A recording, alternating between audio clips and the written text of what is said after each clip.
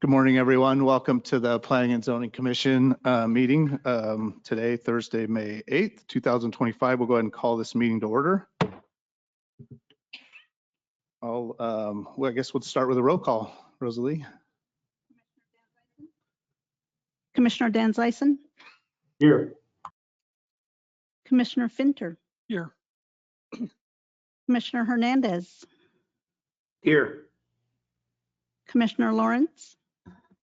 Here. Commissioner Layton. Here. Commissioner Milhaven. Here. Commissioner Toma. Here. Commissioner Whitney. Here. Vice Chair Curley. Here. Chairman Lindblom. I am here. Chairman, we have a quorum. All right, wonderful. All right, we'll go ahead. I'll start with announcements.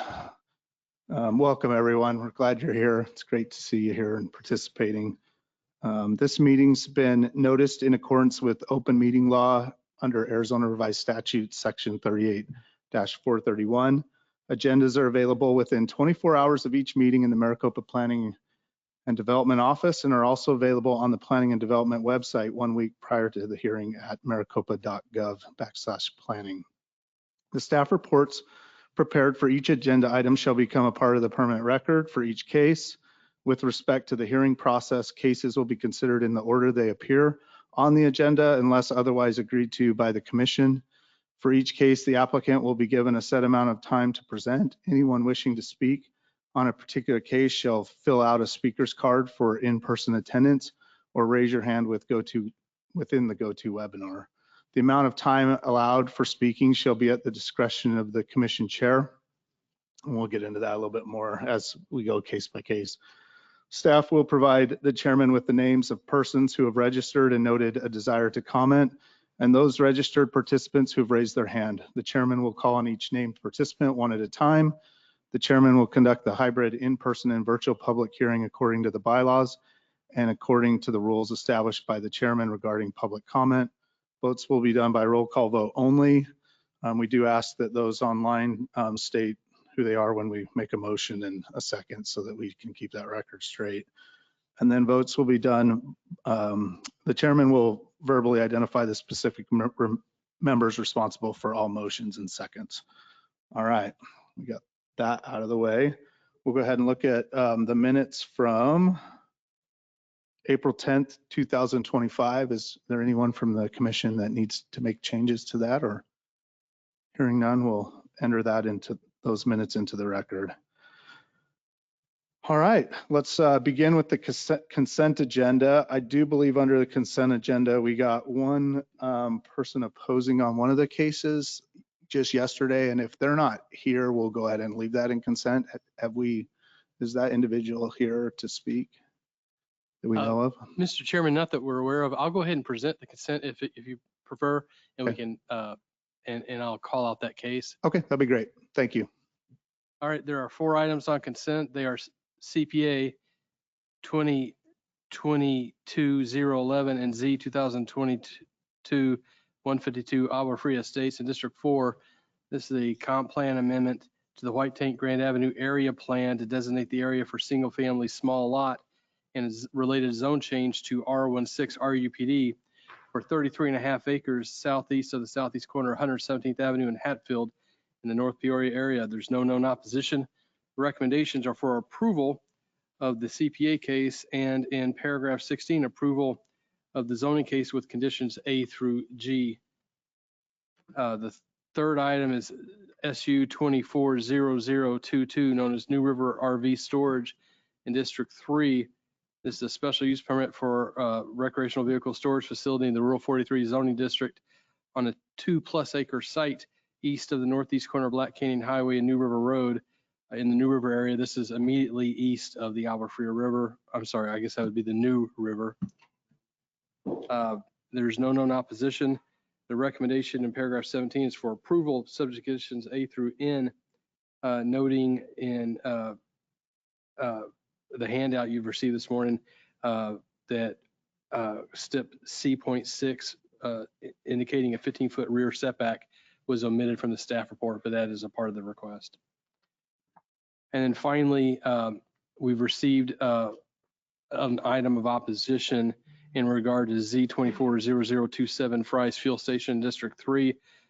This is a slightly less than 1 acre amendment to the existing C1 CUPD zoning district at the northwest corner of Gavel Peak Parkway and King Drive in Anthem. There's the one item of opposition from a married party. The recommendation, however, is approval subject to conditions A through I in paragraph 22. I will note the change. This is existing zoning. The CUPD limited uses to a drive-through cafe, and they are deleting that, so all C1 uses would be allowed, and there's going to be a fueling station. It's proposed. Again, I don't know if that party is here to speak to this case, but if not, you can keep it on consent if you like. And that concludes the consent agenda. I'm happy to try and answer any questions. Thank you. Is anyone here to speak outside of the applicant on the Fry's Center? All right. Hearing none, we'll go ahead and keep that on consent. Is there any questions for staff on the consent agenda by the commission? This is Commissioner Toma. I would like to request that we remove SU 240022, the New River RV storage, from the consent agenda. Okay. What's the reason for that? I just don't think it's a good use for that lot. And Okay, so so you'd like to talk about that? Okay. Yeah. All right, we can go ahead and pull that from consent and allow you that time to talk to all of us. For clarity, which one was that? Sorry, go ahead, Darren. That would be agenda item 3, SU 240022. Okay, we'll go ahead and pull that. We'll talk about that one first under regular agenda. Any other comments? Or Thank you, Mr. questions? Chairman. All right, hearing none, is there anyone like to make a motion on that? Mr. Chairman, Go ahead. I will move approval of the consent agenda as presented with the exception of case number SU 240022. All right, and then we were, just for clarity, before we go to a second, did we work in this setback issue? Okay, so your motion includes that as it was presented by staff. That's correct. That's All right, correct. thank you. So we have a motion by Commissioner Whitney. Do we have a second? Second, Commissioner Lawrence. All right, we'll give a second to Commissioner Lawrence. We'll go ahead and do a roll call vote. Commissioner Dan Zyson, Yes. Commissioner Finter, Yes. Commissioner Hernandez, Commissioner Hernandez, Commissioner Lawrence, Yes. Commissioner Layton, Commissioner Milhaven, Yes. Commissioner Toma, Yes. Commissioner Whitney, Yes. Vice Chair Curley, Yes. Chairman Lindblom. Yes. Chairman, we have a motion recommending the consent agenda, approval of the consent agenda by a vote of 9-0. All right, thank you. Let's go ahead and go into the regular agenda. We will start with item number 3, the New River RV storage. And then I feel like we should jump to number 6 second, just so that they don't have to sit through the whole item number 5, if that's okay. We'll do that.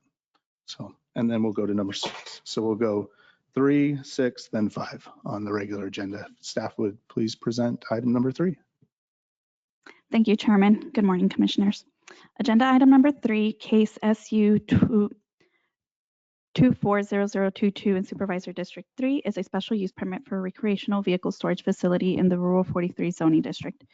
The site is comprised of approximately 2.1 acres of a 3.43 acre parent parcel. The site is located near the northeast corner of Black Canyon Highway and New River Road in the New River area. The parent parcel is currently developed with a single-family residence in a northern portion, but it is not included within the SUP request. The applicant is proposing to divide the parent parcel into two parcels, the SUP site and the single-family residence, with a proposed access easement to allow access from the New River Road to the residence. The RV boat storage facility is proposed with 51 parking stalls, a water storage tank, water fill station, RV dump station, a wash station, and an office with employee parking. The applicant is proposing to screen the site by providing an 8-foot CMU wall around the perimeter. The applicant is requesting to vary development standards for the SUP site in order to facilitate development of the site listed on the staff report paragraph 6 and provide a commercial use that will not affect the area's visual quality. Since May 7th, staff has received a total of 5 letters of support and a comment of opposition with concerns outlined in the handout memo dated May 7th. Staff is supportive of the SUP as the site and surrounding area are expected to remain low-intensity development along the Agua Fria River, located to the west of the SUP site. The proposed use of an RV storage facility with minimal building developed would be appropriate and well-suited for this particular site. It will not generate heavy traffic or other adverse impact. Staff recommends the commission to adopt a motion to recommend approval for case SU 240022, subject to conditions A through N outlined in the staff report with the updates provided on the handout memo dated May 7th. Thank you. Thank you. Is the applicant here on this case? If you would like to come up, I know it was on consent. If you want to talk a little bit before, we can hear some of the issues with one of the commissioners, and you can talk after as well, but you feel free to take the time you need right now. Sure. Oh, you have a clicker? Thank you. So I was going to ask for. Morning, Peter Furlow with the law firm of Quarles and Brady on behalf of Davis Business Enterprises, which is the applicant. With me today is Andy Davis, the owner of the property, as well as Chrissy Jung with my office. As mentioned by staff, the SUP request is for RV and boat storage. And as far as the duration goes, we're requesting for 25 years on the SUP.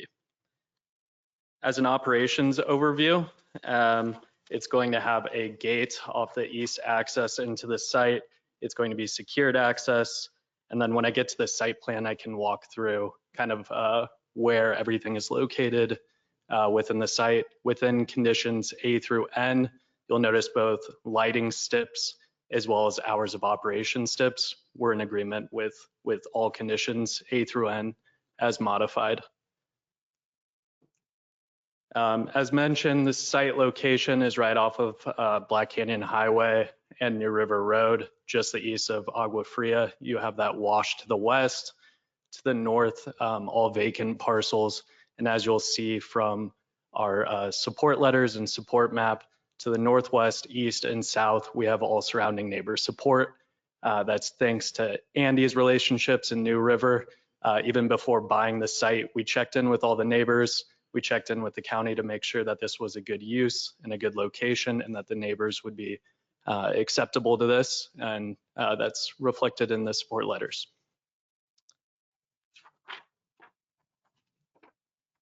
Up on the screen is the site plan. I like to color code it, but in pink or magenta is that access off to the east. In yellow highlighted are the RV and boat parking bays. In green is the dump station. And this other lighter pink color is the single family residential parcel that's currently part of one parcel right now, but before we pull building permits, we're going to perform a lot split. So in pink is going to be that single family residential parcel, and then the remainder is where this RV and boat storage use is going to be. And in blue is just showing the water well. The zoning map was already showed, but off to the west, you see the C2 kind of off Black Canyon Highway, enters in, then you have the wash, and then you have our property where we're requesting the SUP. If you're familiar with New River, The closest property to the west is Roadrunner Saloon, which I believe has gone before the county pretty recently on a rezoning request. As far as the New River area plan is concerned, this area is marked as commercial. So as far as the vision for this area, right off Black Canyon and right at the entrance of New River is planned as commercial. That's why you see our site, and then to the west, there's all those commercial properties. Fits with the vision.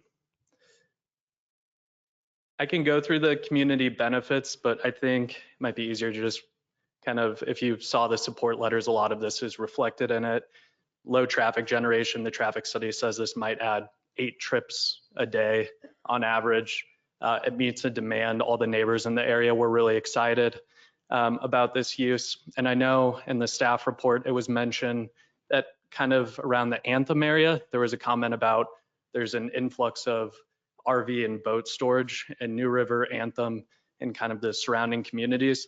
Just wanted to note that the closest storage to our site is about 5.5 miles away. And we checked after reading the staff report, it's completely at capacity. You can't make a reservation there. So we do think this is serving a demand.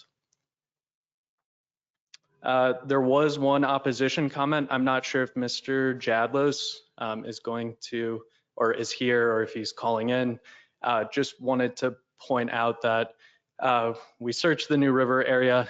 We didn't see that he owned any property there, and just wanted to note that it's about 12.5 miles away from the site, or about 20-minute drive away. So they weren't, Mr. Jadlos wasn't in the notification radius. We tried to meet with everybody, even outside of that radius, but this is clearly falls far outside of that area.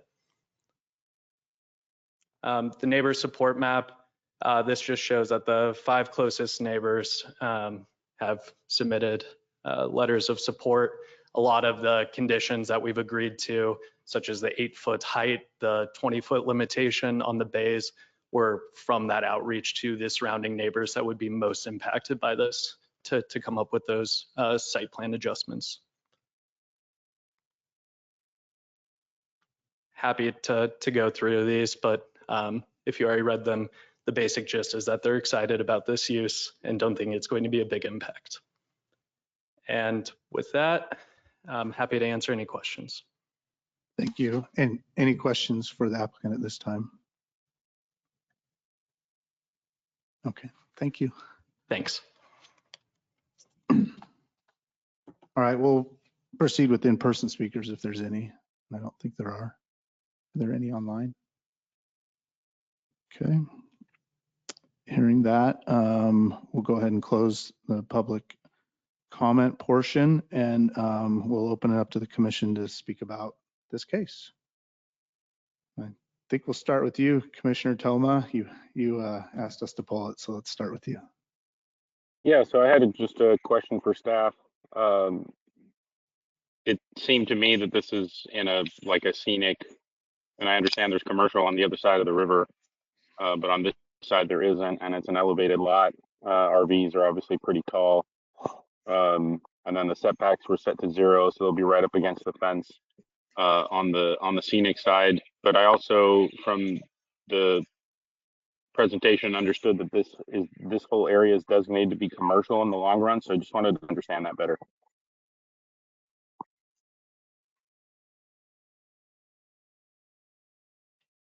Mr. Chairman, Commissioner Toma, there is a scenic corridor along 7th Street, New River Road, starting from Carefree Highway and heading north. That is not a regulatory scenic corridor. It's a design guideline scenic corridor out of the county area plan. It does, in our ordinance, will prohibit billboards from any commercial zoning that may get established. But we try and implement scenic guidelines into zoning cases.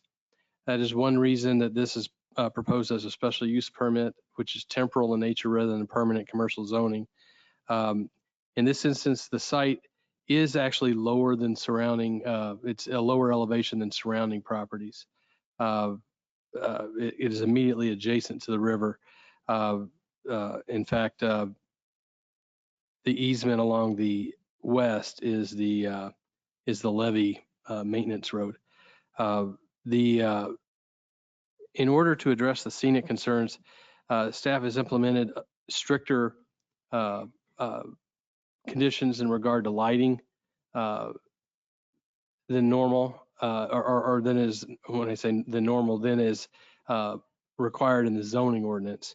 Part of it is because of issues we've had at other RV storage facilities.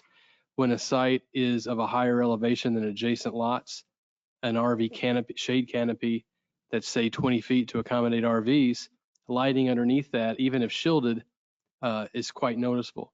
In this instance, the surrounding lots are of a higher elevation than this lot, with the possible exception of the Roadrunner Saloon across the river. The Roadrunner Saloon is undergoing, has C2 zoning today, and is in the process for C3 rezoning, but that is a commercial node in the area plan.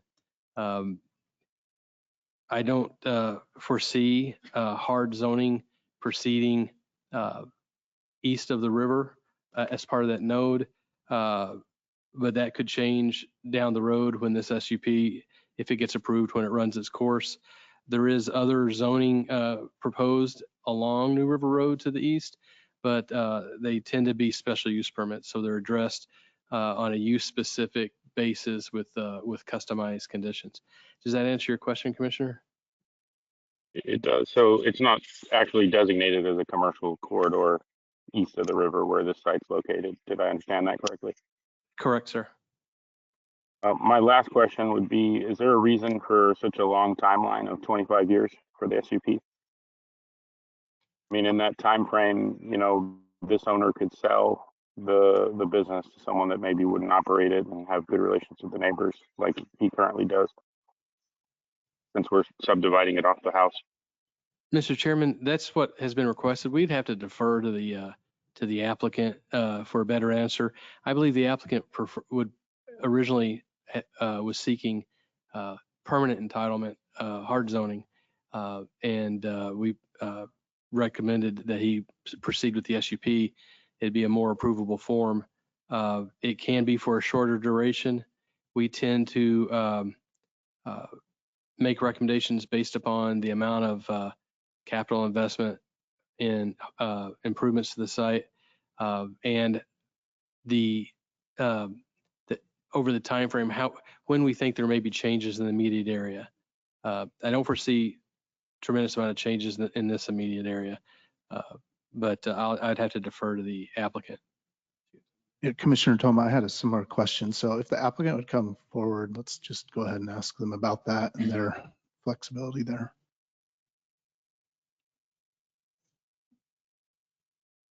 So the question's on the timeline, why 25 years? Correct. And if you're willing to do anything different than that.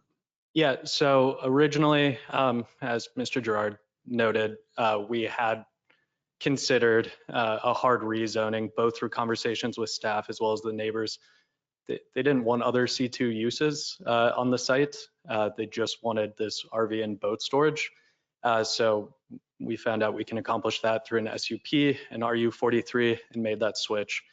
As far as why we're requesting 25 years, so Mr. Davis is a small business operator. This isn't a massive corporation.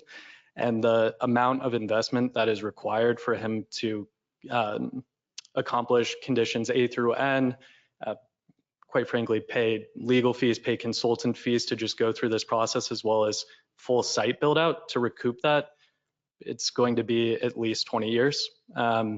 And so, I mean, we're happy to, you know, have a check-in or something that's formal that requires us to report back, you know, if we've received any complaints, but we'd be hesitant to request anything less than that time, especially given the fact that a lot of the neighbors have been there. I think it's on average from our support letters around 23, 22 years. They're longtime residents. And they're all in support. They want this use, I think, to respect their wishes, as well as the massive expenditure that Mr. Davis is making accounts for the 25-year request. Thank you. Commissioner Toma, you have any other questions for the applicant? I do not. All right. Mr. Chairman, I think I failed to answer one aspect of Commissioner Toma's question regarding what if the property sells. So the conditions of the zoning approval, just like a zoning district development standards, the conditions of an SUP approval will run with the land regardless of the ownership. But that doesn't speak to the fact that business practices and attitudes between property owners, can change. Correct. Thank you. Any other comments? All right, hearing none, entertain a motion or just, Mr. Chairman, yes. I'm familiar with this area. I appreciate the work that the applicant has done with the neighborhood. I think given the investment and the time frame that it'll take you to get through this process and construction, that the 25 years is appropriate, and I would move approval as recommended. All right, we have a motion to approve by Commissioner Whitney. Do we have a second? Second by Commissioner Finter. Let's go ahead and do a roll call vote. Commissioner Dan Zeisen, Yes. Commissioner Finter, Yes. Commissioner Hernandez, Yes. Commissioner Lawrence, Yes. Commissioner Layton, Commissioner Milhaven, Yes. Commissioner Toma, No. Commissioner Whitney, Yes. Vice Chair Curley, Yes. Chairman Lindblom. Yes. Chairman, we have a motion recommending approval by a vote of 9-1. All right. Thank you. Let's go ahead and move on to case number, item number 6. I think that's case number for 250014. Thank you, Chairman and members of the board. Case SU 250014 is a modification of condition to remove subject condition G from the approval of Z 2023014, which approved the White Barn Event Center on an approximate 2.3 acre rural 43 zoned parcel in the Gilbert area. Condition G requires the project to be served by the town of Gilbert sewer system. Staff initially reviewed the case utilizing a septic system and recommended approval of the facility on a septic at the May 9th, 2024 Planning and Zoning Commission hearing. Between the Planning and Zoning Commission hearing and the Board of Supervisors approval hearing on November 6, 2024, the case garnered significant local opposition. The approved conditions of Z 2023014 were ultimately hammered out between opposition and applicant legal counsels with the approval of the Maricopa County Planning and Zoning Department. All parties agreed upon the conditions prior to the Board of Supervisors hearing. The town of Gilbert had commented on the special use request that they wished the parcel was annexed into the town and developed utilizing the town infrastructure. The applicant is requesting to remove condition G to develop the project on the septic, as the town has indicated it will not provide sewer service. From a technical standpoint, county staff supports the request in that the staff had already recommended approval of developing on septic at the previous Planning and Zoning Commission hearing. Staff has no technical concerns for the request to remove condition G. Thank you very much. At this time, I would be happy to answer any questions you may have. Thank you. Any questions at this time for Andrew? All right, hearing none, we'll invite the applicant up. Mr. Chairman, members of the commission, for your record, my name is Rod Jarvis. My address is 2575 East Camelback Road in Phoenix. In the interest of efficiency and saving of time for apparently a longer case to follow, could I simply ask how many folks from the opposition wish to speak? That will gauge how much I want to say.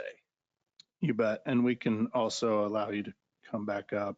Right now I have Amanda Skinner, and I do not know if there's anyone online. Okay. All right, then I'll be very brief and come back up if necessary to answer any issues that are raised that the commission might need answered. We are not changing the proposed use. This use was very thoroughly vetted, very thoroughly discussed by this commission and by the Board of Supervisors and approved. And there were extensive stipulations worked out through Mr. Gilbert, who represented the Skinners next door to the south of the site. And we're happy to leave all of those in place. The only reason we're here to modify stipulation G is we simply have no other choice. We have done our very best. The town of Gilbert has decided to dishonor their will serve letter. And our guests are going to need to use the bathroom from time to time. Septic systems are very common in the neighborhood. They are used by all the neighbors. There was a septic system, it's still in place on this property when it was used for residential purposes. This is not at all inconsistent. It's entirely fair. We tried to accommodate, we did our best, tried to persuade the town, offered to annex, offered an accommodation to the town as best we could. The town simply said no. So that's why we're here. I'd be happy to answer any questions that you may ask. Any questions for the applicant at this time? All right, thank you. Thank you all very much. We'll proceed with in-person speakers. We'll start with Amanda Gallagher Skinner.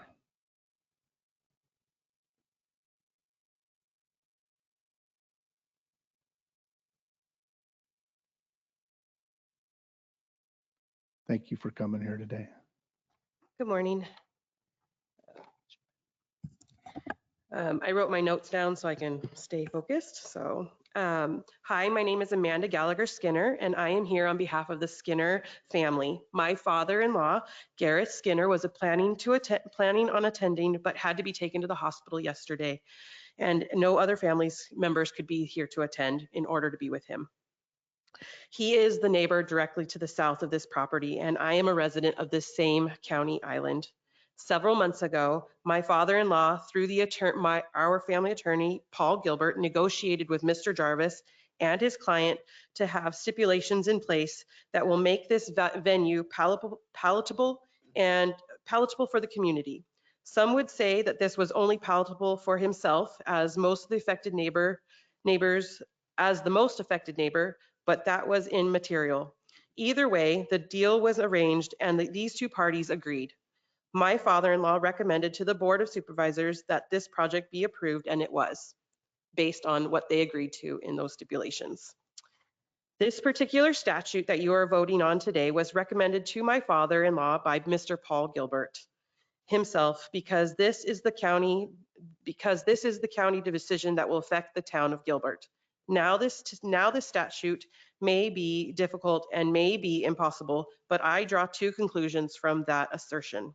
First, if the town of Gilbert thinks that this project can't be done safely and in a respectful manner, then why is our county planning and zoning commission so eager to approve this?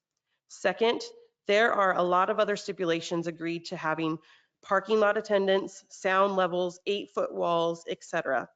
From memory, there are about 15 stipulations in total. We have not gotten to those stipulations yet. This is just the first challenge. When we do progress in the construction and operation of this venue, are those stipulations going to be changed too? Mr. Jarvis likely would say no, and that he will abide by the stipulations, but that statement has already been made and ignored. Not to bring up old news, but this is the same person who testified before this committee a year ago that he made an agreement with the neighboring ALA school to share their parking lot. ALA is no longer willing to share parking because they were under the impression that alcohol would not be served. Why did they think alcohol would not be served, one might ask? It is because that was what they were promised. Additionally, the Staples neighbor to the north was under the impression that their shared irrigation ditch would be fixed. Why did they think their ditch would be fixed, one might ask? It's because that is what they were promised by Mr. Jarvis. Well over a year has passed since this agreement was made, and the Staples family just finished the costly repairs themselves. There is a history here of promises being made just to get to the next level, and then going back on those promises. This promise is different than those promises, however. This was a stipulation that was legally agreed to in advance, and the Board of Supervisors decision was primarily made based on this agreement between neighbors. If this stipulation is changed, then the Skinner-Jarvis agreement is considered null and void by the Skinner family, and we will join ALA and 95% of the county island residents who oppose this SUP. I and the Skinner family encourage this committee to not approve this stipulation change and keep the already voted upon stipulations intact and in conjunction together. If Mr. Jarvis wants to start the whole process over again, then we would prefer that than one single stipulation change. Thank you for your time. Thank you. Mr. Torgerson, Jim Torgerson.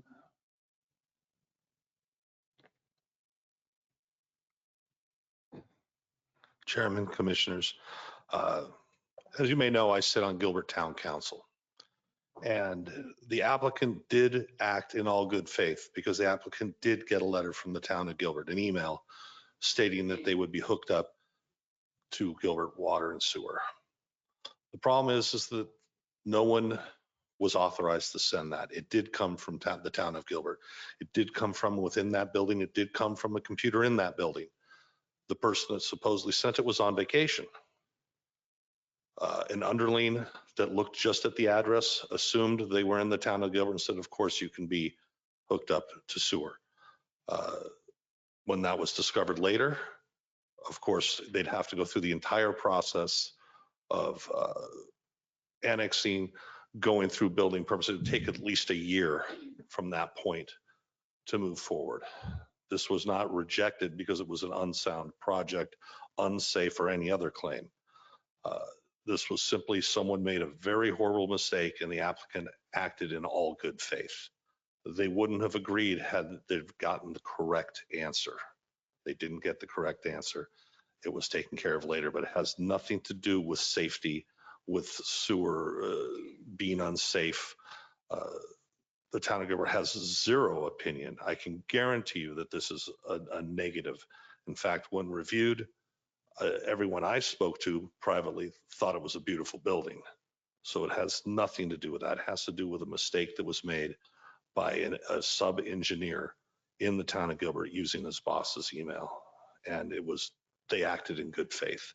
I'm not here to talk about the neighbors. I'm not here to talk about anything else, but the applicant did act in good faith, and this was not rejected by the town of Gilbert on any level. Certainly, we'd be happy to have them annex, but it will take them at least a year to go through that process, and that's a very expensive year for any applicant to go through. I would probably do the same thing if I were them and come back and hope that mercy and a little empathy could go a long way for them. But I did want to clear up. They acted in good faith. Thank you for giving me the moment. Thank you, Mr. Torgerson. Is there any other public comment online or in the room? Hearing none, we'll invite the applicant back up. Mr. Chairman, members of the commission, I tried to clarify with Ms. Skinner, but she doesn't want to speak with me. I don't know what she's referring to about promises to repair something. I don't know what that is. I was trying to find that out so I could respond. So I don't know what that's about. I couldn't hear really well what she was referring to.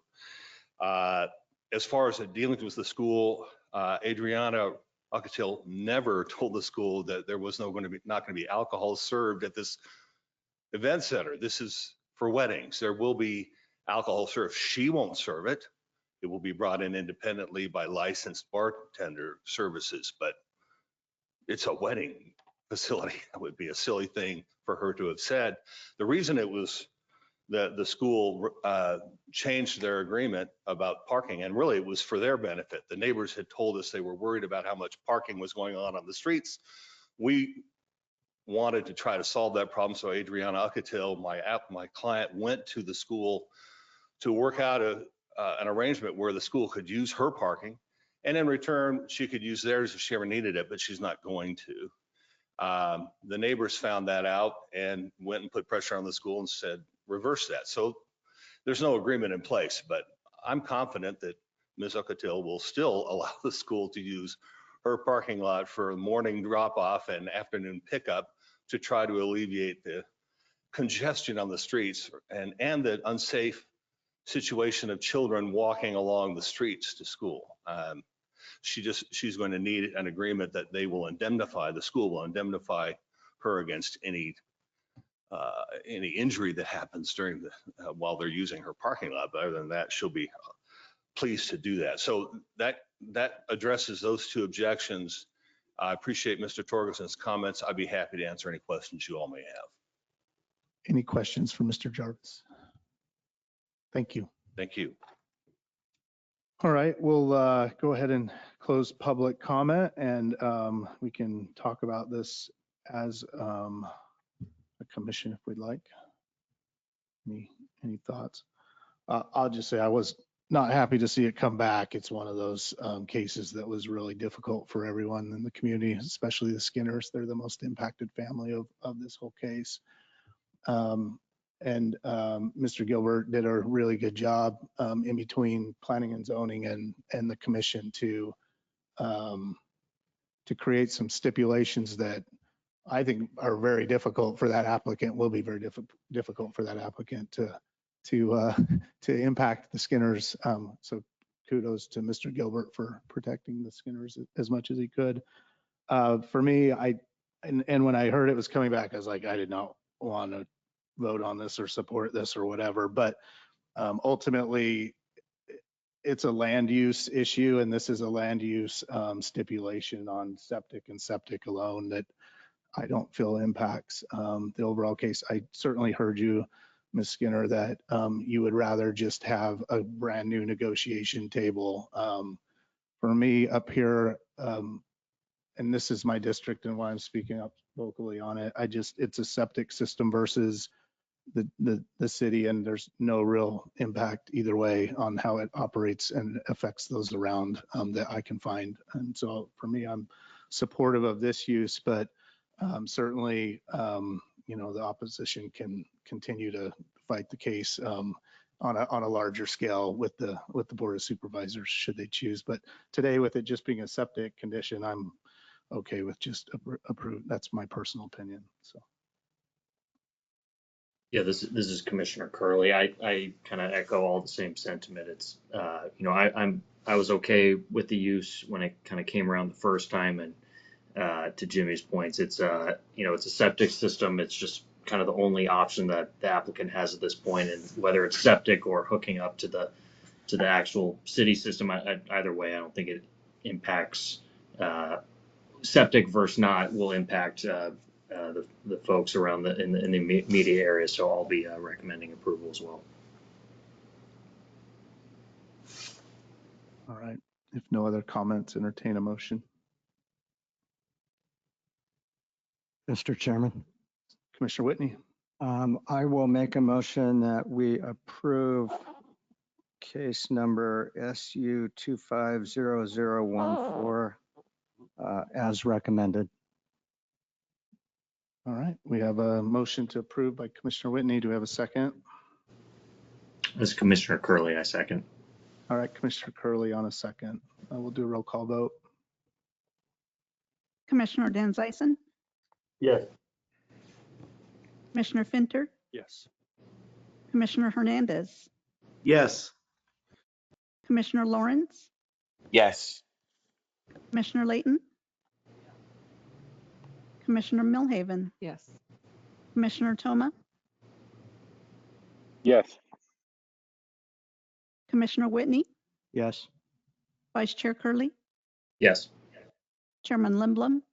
Yes, and I'll also just state to Mrs. Skinner and all those in the neighborhood, those stipulations that were put on that do impact you, I would not be as quick to make changes to those stipulations in the future. So we'll continue to make sure you get to enjoy the quiet use of your property.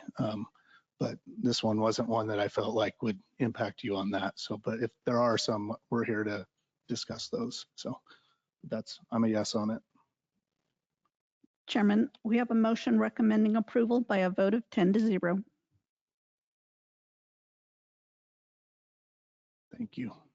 And we hope your father-in-law gets feeling better soon. Thanks. All right, we'll go ahead and move to item number 5. Thank you, Mr. Chair. Okay, Go ahead. thank you, Mr. Chairman, members of the commission. Case Z240006 is a request for a zone change with overlay to Rural 43 REPD on approximately 1,940 acres in the Goldfield Ranch, Fort McDowell area for Gold Hawk at the Preserve. Staff supports the request and notes that most of the project area already features the same base zoning as what's being proposed. The existing project area includes R18 zoning, which is significantly more than the existing Rural 70 or Rural 190 zoning. The application is a request to downzone the project with a cap of 696 dwelling units, which would establish a density of about 0.36 dwelling units per acre, much less than the existing 0.46 dwelling units per acre. These changes would lessen the impact of future development on the surrounding area, as well as on demand for the utilities and infrastructure needed to support such development.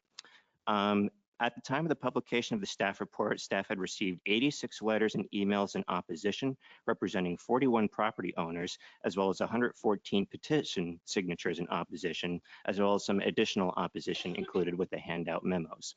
The common themes received with the opposition reference that any zoning more intense than Rural 190 would be incompatible with the remote character and limited infrastructure available to Goldfield Ranch. Another concern is that Rural 43 zoning will facilitate unregulated lot splitting or wildcat subdivisions, potentially allowing hundreds of new 1-acre parcels to be created and developed without benefit of subdivision plats.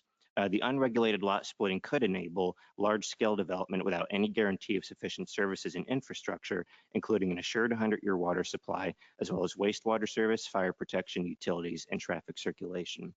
Staff believes these concerns are reasonable, and county review of subdivision plats would require that all these concerns be sufficiently addressed. As part of this application, staff recommends a condition E.3 requiring that any new parcels created by means of a minor land division within the REPD overlay adhere to the development standards of the Rural 190 zoning district.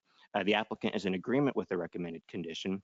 This would mean that until final plats are recorded, all development in the project area must adhere to the Rural 190 zoning district standards as the rest of Goldfield Ranch north of State Route 87. It is staff's intention that this requirement will discourage the emergence of wildcat subdivisions and ensure that adequate services, utilities, and infrastructure be established. Staff recommends the commission adopt a motion recommending that the Board of Supervisors approve Z240006, subject to conditions A through S, as outlined in the Commission Handout Memo 3. At this time, staff would be happy to answer any questions. Any questions for staff at this time?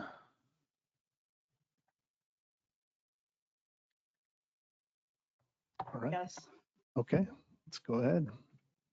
Is it my understanding that the original platted land for this subdivision was one house per 5 acres or 4 acres? Commissioner Layton, so there had been surveys in the 1970s for the Goldfield area. At the time, the zoning was Rural 190 for all of Goldfield Ranch. There had been a development master plan approved for the westernmost portion of Goldfield Ranch, corresponding with the preserve in the 1990s, as well as an amendment in the mid-2000s. And with that amendment, there was a zone change back in 2007, I believe. I believe it was approved in 2008 across 2,078 acres, which established mostly Rural 43 zoning, as well as a combination of R18 and Rural 70 zoning. I believe there may have been a preliminary plat approved after, but there were no final plats approved after that. So it's been sort of sitting in limbo for now. But this project area, currently measuring 1,940 acres, that corresponds almost entirely with the previous zone change, which had established mostly currently Rural 43 zoning over that area. The rest of Goldfield Ranch to the east is Rural 190, but the subject area subject to this project is mostly Rural 43 already. Okay, but as a subdivision, were there not covenants and restrictions that were placed on this land, or is it just a zoning restriction? Mr. Chairman, Commissioner Layton, we can't speak to any previous covenants, but we would not enforce or we don't have any involvement at the county level with those. I'm sure there are certain agreements that have been made between private property owners. I know they had to organize, at least to a certain extent, to do some road improvements in the past, but I'm not aware of anything that binds this property regarding CC&Rs. Okay, but on the east side, there are CC&Rs. I can't speak to that. I cannot speak to that. I don't know. Okay, because when I'm reading through these letters, I see a minimum square foot that they talk about. I see that they can't split their 4 or 5 acre pieces on the east side. Is that correct? Mr. Chairman, Commissioner Layton, no, I'm not aware of that. It's the east area is loaded with unregulated lot splits. Zoning is rural 190, so the minimum lot size that we would allow building permits on is 190,000 square feet. Right. That doesn't mean all the lots over there are 190,000 square feet. Some may be much larger. Okay. All right, for now. All right, let's go ahead and have the applicant speak. And we're gonna have a lot of lawyers here talking. We can get all these questions out to them. It's gonna be a fun next hour or so. I'll apologize now as the first in the lineup. All right. Wendy Riddell with the law firm Barry Riddell, 6750 East Camelback. My pleasure to be here this morning on behalf of Greyhawk Development.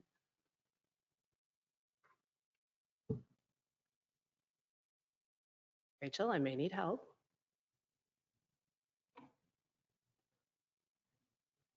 Or I'll have magic that helps me. It is really an opportunity to be here this morning on behalf of Greyhawk. Greyhawk is a well-known, well-respected developer, 30 plus years in the Valley, developing this type of product, master plan communities, Whisper Rock. They've dealt with HOAs, they've dealt with hillside, they've dealt with this type of terrain, and are excited to finally be able to develop this property. I do want to give a little bit of history on Goldfield Ranch because it is in fact very unique.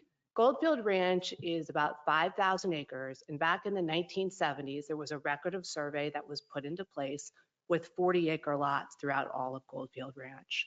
At the time, I think it was conceived to be kind of a bedroom community, not too unlike Fountain Hills on the other side of the river. It was done by McCullough Companies, the same organization that originally founded Fountain Hills. If you fast forward, I should say today it has about 127 homes that are out in Goldfield Ranch and about 335 lots that continue to occur through regulated and unregulated lot splits. Next, if you would. So just again, to give a little bit of history, back in 1995, there was a zoning case, jump back one, that occurred that put some pretty intense entitlements out here. Ultimately, it allowed 2,032 dwelling units at a density of 0.92 dwelling unit per acre. It planned for 90 acres of commercial. It had a 190-acre golf course. It was a pretty intense vision that was going to occur out here. Next, if you would. Then when we came forward back in 2007, we amended those entitlements. It was effectively cut in nearly half, permitted 1,000 dwelling units, but I will tell you it was still a fairly ambitious and dense development. You had mass graded lots, you had 8,000 square foot lots. There was a sewer treatment plant that was proposed, although I will tell you we faced the same opposition at that time, even when we had the sewer treatment plant. Next, if you would. So this commission may remember, I know there's been a few new members put on here, but this was actually subject to a major comprehensive plan amendment that was approved back in November, ultimately seeking the lowest density possible for this area, 0 to 1 rural. We're asking that that be put back in place. The commission approved putting that back in place. And our zoning request today is entirely consistent with that action. Next, if you would. So our request today is to downzone. We were joking about bringing you the most controversial downzoning case you're going to hear in the county.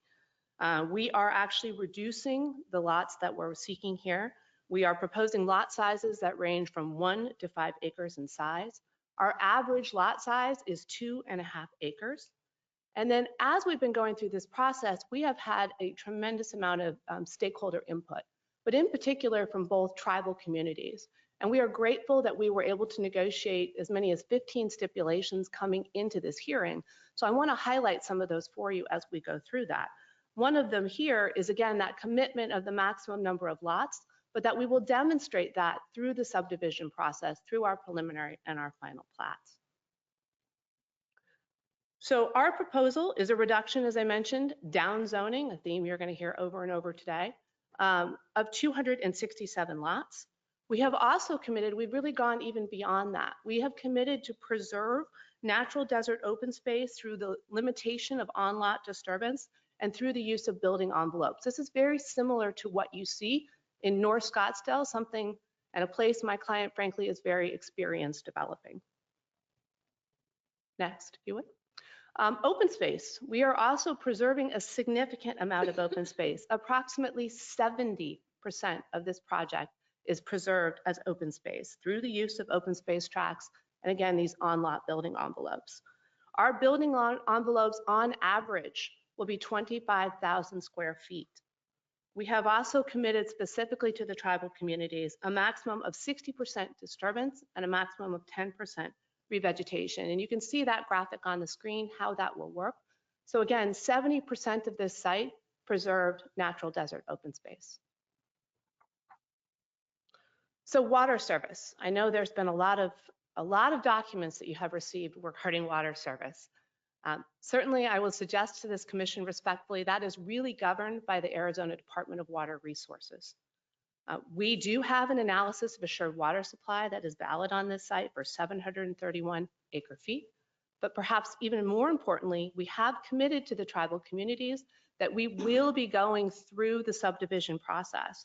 We will commit to providing an assured water supply as part of this.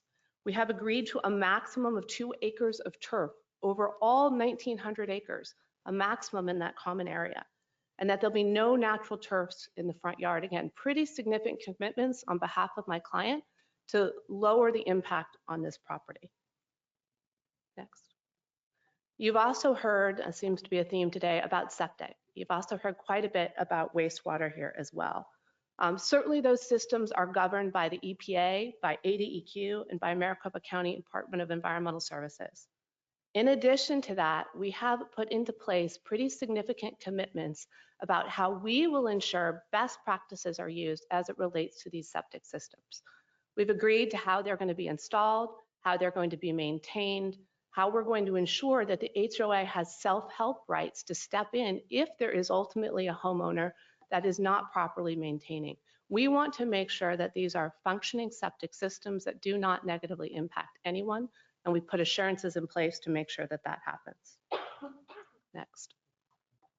Regarding the roadways, there are existing roadways that were put out here, as I mentioned, back by that record of survey in the 1970s. We are utilizing those existing roadways. We will be improving them to county standards where that is feasible. And the developer is committed here to paying for the increased cost of those improvements and any increased cost of maintaining their roadways as well.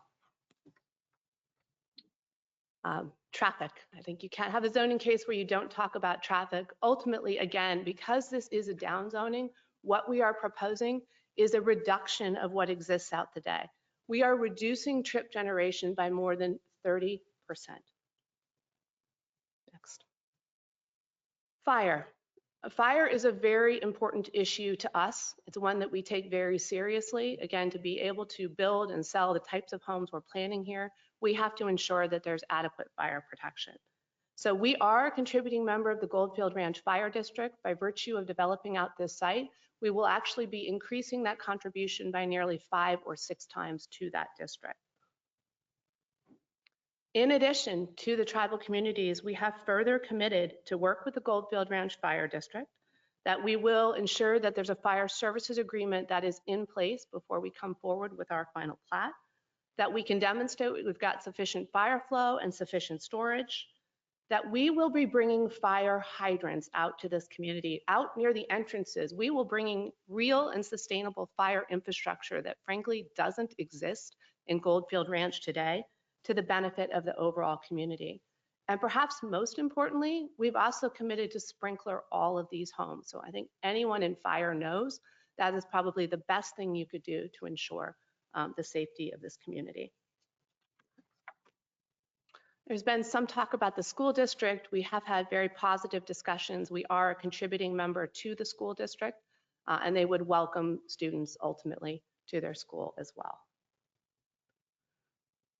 As I'm sure you've gathered from your very dense packets, There has been significant community engagement on this process, that has been ongoing now for 9 months. We in fact had 2 neighborhood open house meetings. They're not required. We had them anyway. And we initially had 45 neighbors in attendance. And then by the second one, we had 12 neighbors in attendance. There has continued to be significant dialogue with the tribal communities. We're committed to making sure that continues long after this hearing, frankly, long after the Board of Supervisors hearing as well. Through that engagement, we have been able and grateful to negotiate 15 separate stipulations. I'm sorry that they got delivered to you late last night, but it was after some pretty extensive negotiations where we could incorporate everything we could to address the concerns from those tribal communities. Couple other just notable steps worth mentioning as well. Again, staff touched on it, but we have committed that should any other development occur before there's a subdivision, of course, we're committed to a subdivision, but it has to be bound to the Rural 190 standards. Again, the assurance to the rest of the Goldfield community. We have agreed to provide notice to the tribal communities of preliminary and final plats. We have agreed to sit down and confer with the Fort McDowell Yavapai Nation on our grading and drainage plan regarding their concerns with sedimentation. We've also continued to be notified at least 30 days prior to any archaeological work that would occur out there on our site. So in conclusion, we are here with a down zoning request. We have lots that range from 1 to 5 acres, and we are working very hard to preserve the natural desert open space. We are committed to subdividing this property, going through the platting process, letting the tribes know as we do that, and coming up and demonstrating an assured water supply. We are committed to stipulations regarding the fire protection, septic systems, roadway infrastructure, and ultimately working through the Arizona Department of Water Resources as it relates to water. Again, we're grateful to the tribes working with us to create those 15 additional stipulations. With that, Mr. Chair, I'm happy to answer any questions, and I would reserve any remaining time for rebuttal. All right, thank you. Any questions for Ms. Raydell at this time? All right, I'm sure we'll get back to you here in a little bit. Thank you. Up 2 hours. Joking about that.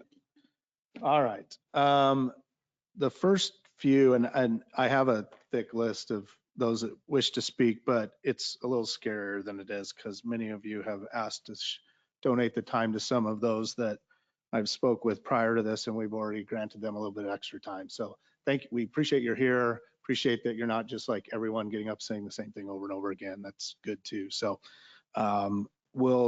we have kind of an order based off of that. The first, I don't know, I think it was 4 or 6 of them I've asked to kind of be in that 3 to 5 minute range. And then as we get past a lot of those that we're really grinding through these issues, we'll maybe cut that time down a little bit. We'll just see how we're going. So we'll start with Calvin Pilcher.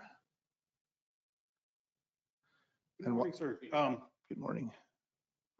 If you could, we have an order that we would like to stick with. And Okay, tell me the order. I thought I had that right, but I might have messed it up. Who would you like? Vice President Paul Russell, then myself, then Susan Montgomery, and then Larry Lazarus. Okay, I just had it one off, so we'll start with Paul Russell then. Come on up, Paul. Thank you. Thank you. Good morning, Mr. Chairman and members of the Planning Commission. Thank you for the opportunity to speak today on behalf of the Fort McDowell Yavapai Nation. For generations, our people have lived and thrived along the life-giving waters of the Verde River since time immemorial. In 1990, our nation entered a landmark water rights settlement with the federal government, the state of Arizona, and other key stakeholders.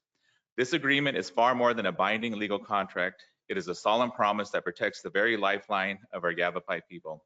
It acknowledges our sovereignty and affirms that water is not merely a resource to us, it is a sacred connection to our history, culture, language, and continued existence as the Yavapai people. The Verde River sustains our families and ensures that our children and future generations of Yavapai can grow into the stewards of tomorrow. It irrigates fields where we grow traditional and agricultural crops such as pecans and alfalfa. It provides municipal water for our tribal businesses and community. It also supports delicate ecosystems that nurture wildlife and native plants found only in this unique desert river corridor. All in all, the Verde River underpins every aspect of our tribal economy and way of life. As we know, in the desert, water is not a convenience, it is survival. We do not simply adjust budgets, or cut back when it is lost. For us, we lose traditional teachings and livelihoods that have endured through generations of careful stewardship. We are not opposed to responsible development. However, the proposed project before you, though well-intentioned, has the potential to place severe strain on our protected water supply. Increased withdrawals, altered runoff patterns, and the risk of contamination threaten not only our economic future, but also the spiritual and cultural lifeblood of our nation. Once compromised, these flows cannot be reclaimed for our ceremonies, our economy, or our children's inheritance. We respectfully urge the Commission to support the commitments made in our water settlement and to protect and to work collaboratively with us to establish stronger protections and conditions, which the next speakers will discuss further.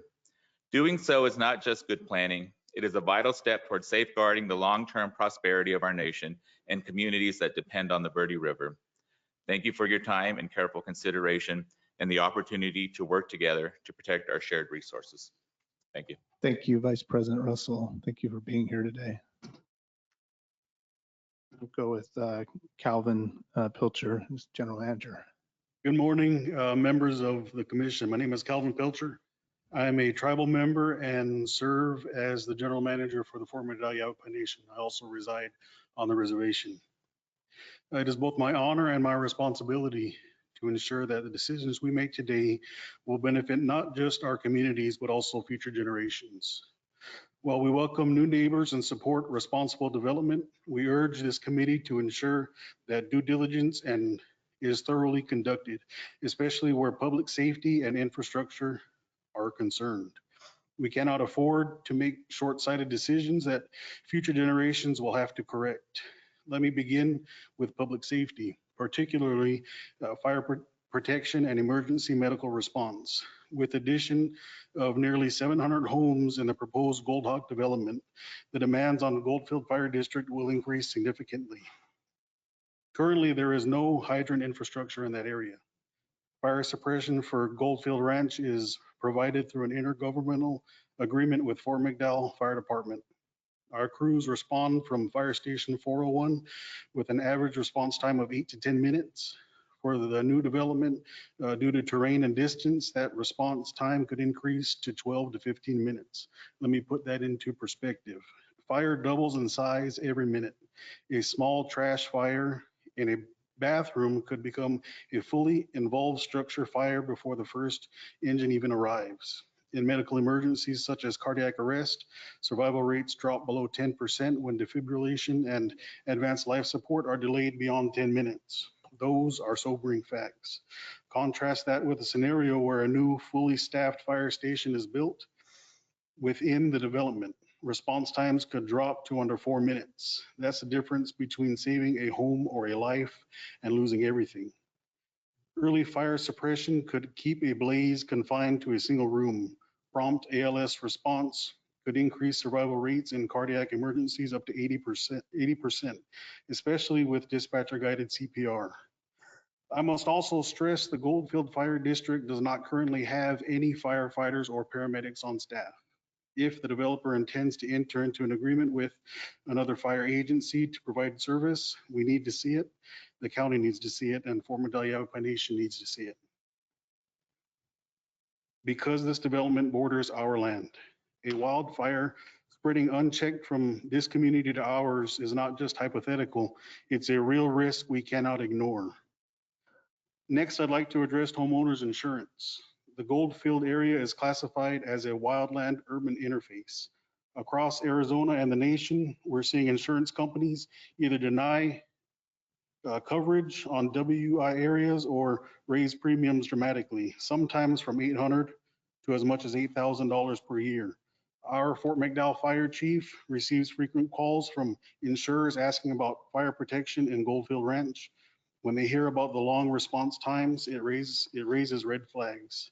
Yes, our initial response includes 3 pumpers and 2 water tenders, more than 7,000 gallons of water. But when the first engine is arriving 10 minutes after dispatch and the next is still 5 to 10 minutes behind that, insurers take notice. That affects not just the viability of the development, but the financial stability of future homeowners. A new local fire station staffed with firefighter paramedics will not only improve safety, it would also address insurance concerns, protect property values, and build confidence among lenders and underwriters. In closing, I urge this committee to require clear binding commitments from the developer regarding emergency services infrastructure, hydrants, fire flow capacity, and a staffed station. We aren't asking for anything unreasonable. We are asking for safety, accountability, and a development plan that reflects the realities of the terrain and the responsibility we all share to protect lives and the land. Thank you for your time and consideration. Thank you. Appreciate you being here. Susan Montgomery.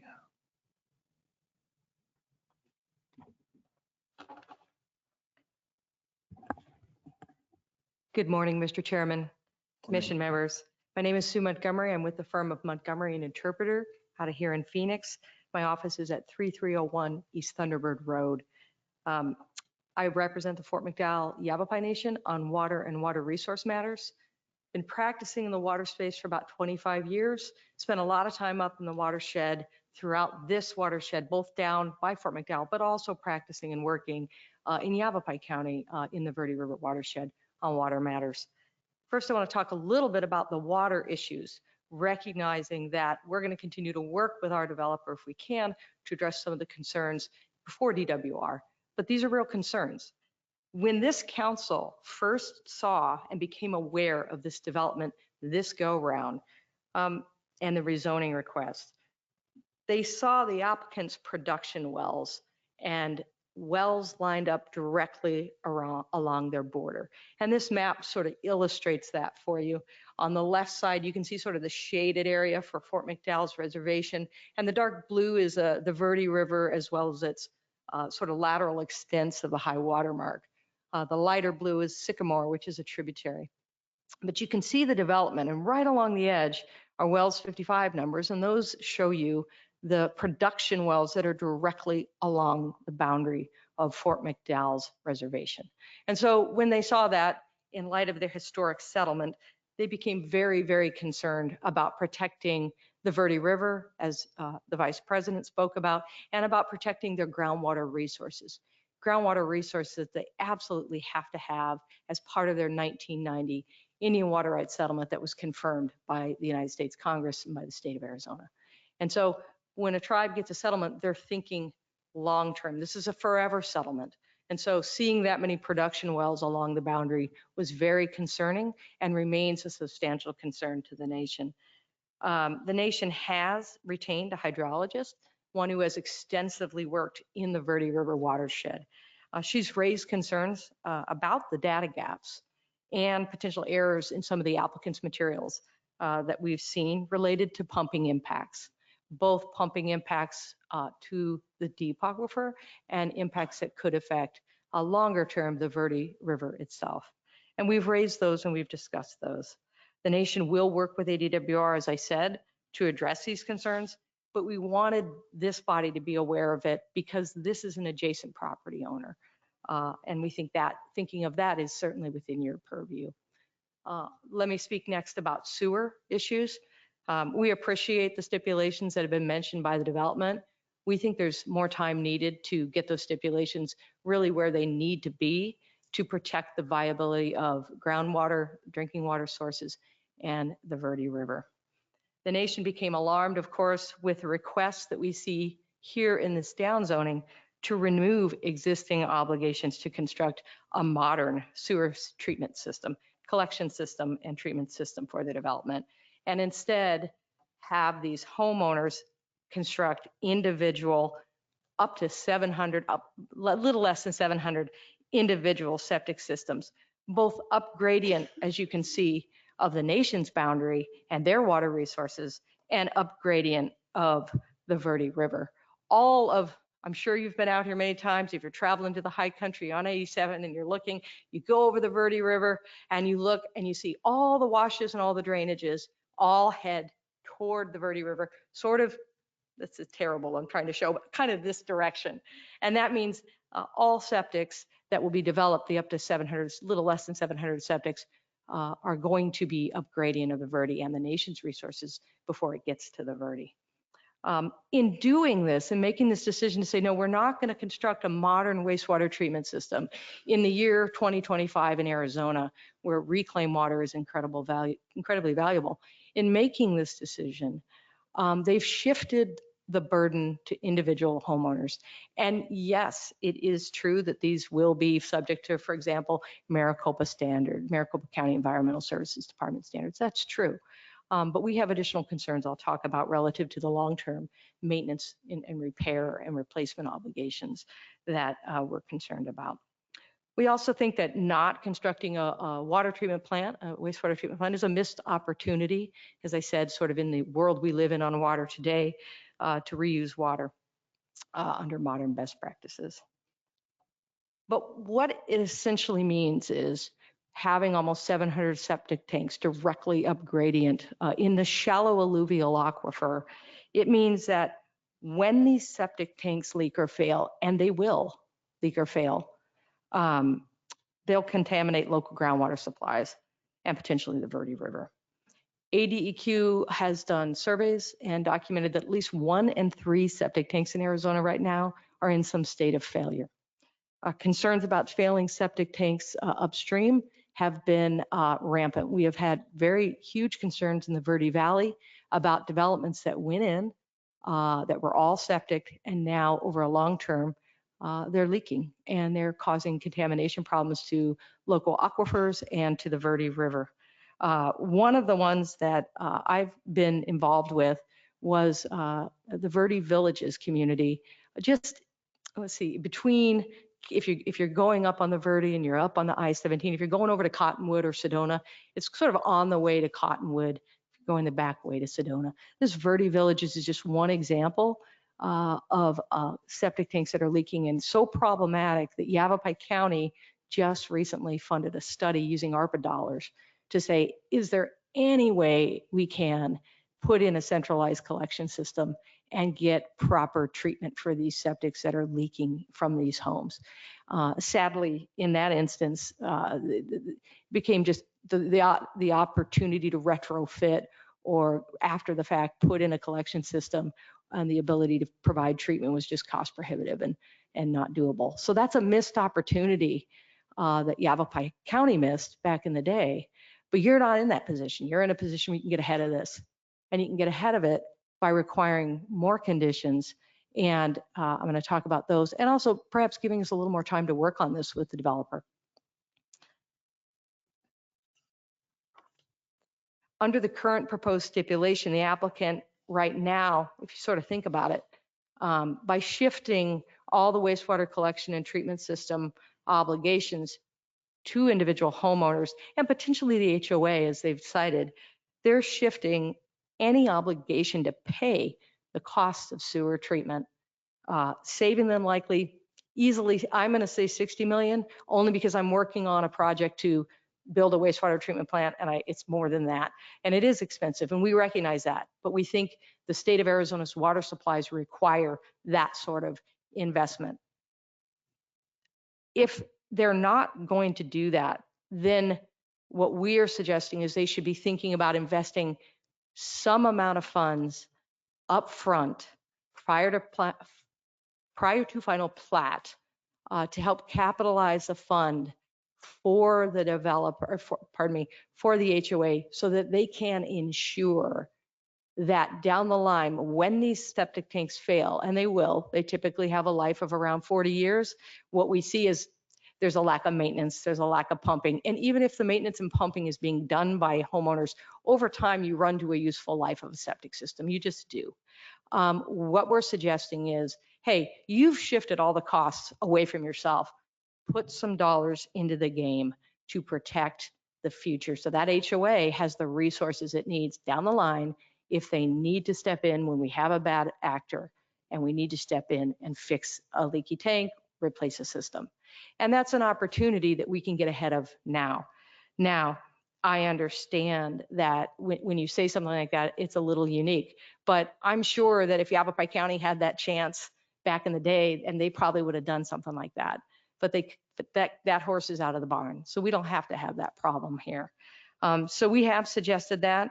The fund that we're suggesting would be a two-part fund that could be invested and earn to keep up with inflation, so that HOA has funds should they have to step in.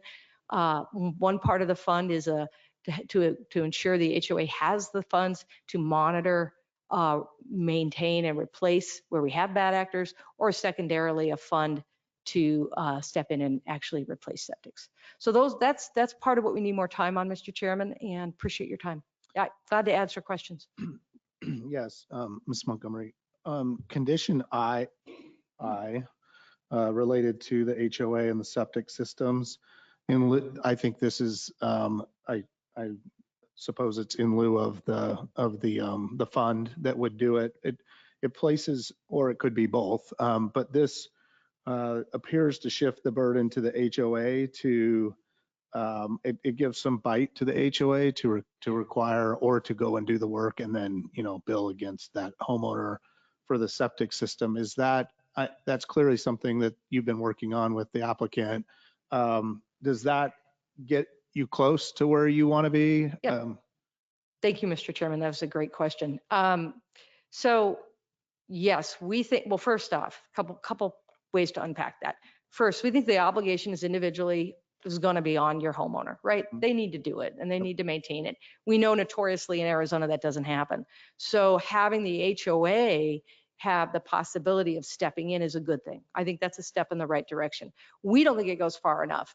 And that's simply because there's not enough dollars that HOAs typically have to step in. I'll tell you what, I live in an HOA and we can't replace our lift station, right? And it's a nice HOA, right? Because there's not enough dollars. So one concern is not having the funds that they need to step in. And then sure, could the HOA go back and put a lien on property and go after?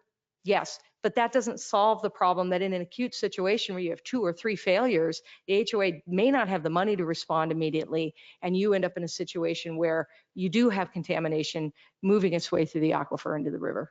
Okay. Under your hypothetical, like year 25, 50 of them fail. There's just, yeah, I got you. You'd have to go do a huge assessment and, okay. Any other questions for this?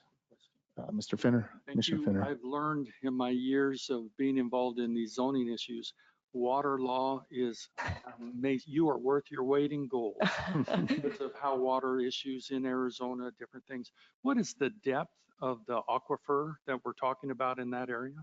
Yeah, the shallow alluvial aquifer, now it's roughly around 200 feet, but of course it's going to vary depending on where you would put a septic. It's very hilly in there. So I don't want to give you a definitive number, but it's roughly around 200 feet-ish. And that shallow alluvial aquifer that you're talking about is directly in connectivity to all of that local drainage sources that are moving through that shallow alluvial aquifer and heading down gradient toward Fort McDowell or toward the river. Right. And there's also a deep aquifer also that in conjunction with this? Yeah, it's interesting. There's a lot of data gaps out there, but what our hydrologists are telling us is there's a shallow alluvial aquifer and there's a deep aquifer. And somewhere in between, in various points, there may or may not be what we call a confining unit.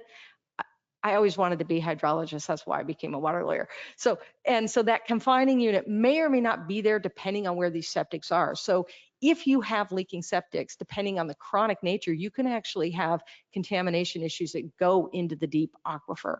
And yes, there is some filtering, but what we've seen in the upper Verde is to the extent that we have chronic lack of failures, like we're seeing in Verde Villages and elsewhere, there's some in the Big Chino, that cleansing process is not sufficient, and we do have fecal coliform and nitrate showing up in the Verde and showing up in sources. Thank you, sir. Thank you, Mr. Chairman. Thank you.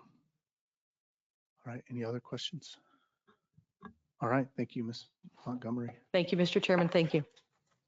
All right, Mr. Lazarus, and you promised some would be longer and some would be shorter, so I'm going to be thinking this is going to be the shorter one. I'm going shorter. All right.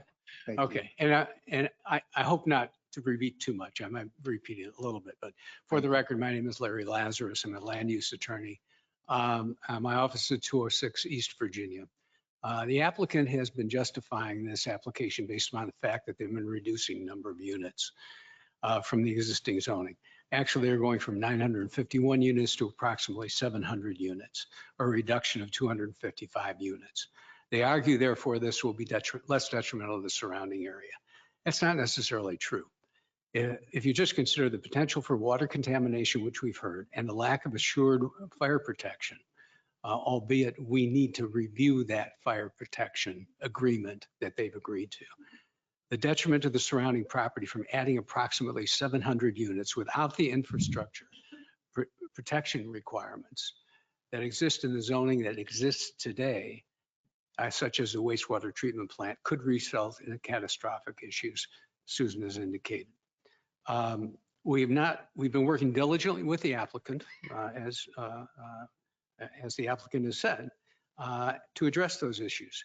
We've received the applicant's proposed stipulations yesterday afternoon.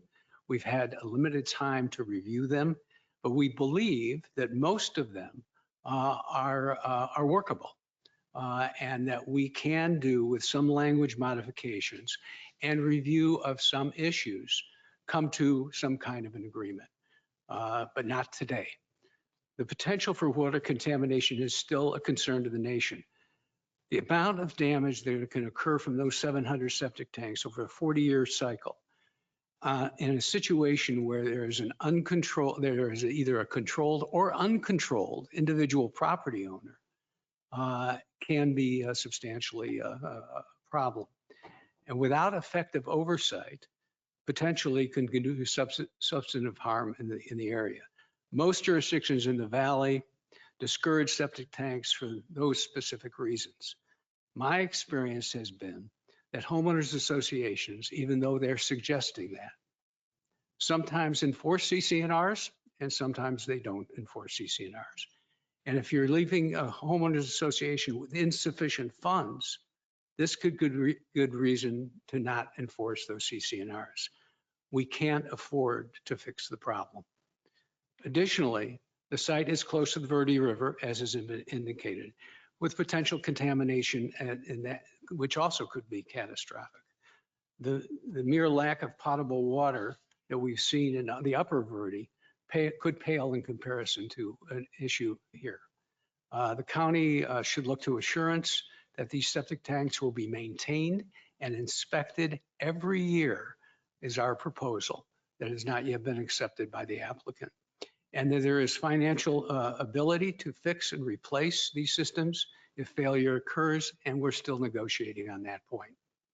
We believe that we're very close to resolving these issues and these problems. We cannot solve all of the issues, even in this zoning case, but we're going to try to get as many safeguards as possible for the environment. How the septic systems will be inspected, securing funding for an inspection, objective oversight for these requirements, not just a homeowners association, and review of, and some language review related to the cultural site protections by Fort McDowell are the areas that we need to discuss. Again, we believe we're close. We believe that if we have an additional 30 days, we will be able to come to you. And if we come to you, we'll be able, hopefully, to come to you with the matter with complete stipulations that are agreeable to both parties, all parties. Maybe not all parties, but at least as it relates to Fort McDowell and Salt River Pima Native American community. Thank you. Mr. Lazarus, what amount of, what's the thought on the fund and the fund amount? Have you gotten that far? Yeah, we have. In fact, I'm going to have Susan speak to that because there's an actual calculation that is justifiable in our opinion. Actually, more than our opinion, but I prefer she speak to that. If all right. Yep. Thank you. Susan, you can come up, but you don't get 30 minutes this time. I'm a lawyer. I know. Water's not my forte. Thank you, Mr. Lazarus. Well, notice he defers to me, and I cut that from my notes so that I don't have the number directly in front of me. I'm sure the developer does. But we were thinking of sort of under a 1/3 rule. We said about 1/3 septics are failing in Arizona. So some sort of a sinking fund that looked at a total a little less than $6 million. Let me just get the number on the table. One of it would be a repair, repair and replacement. A monitor and repair fund, maintenance fund. And then one would be a sinking fund that would really last a little longer. Collectively, this is about $6 million that they could invest to keep up with inflation if they had to actually replace septics down the 40-year mark.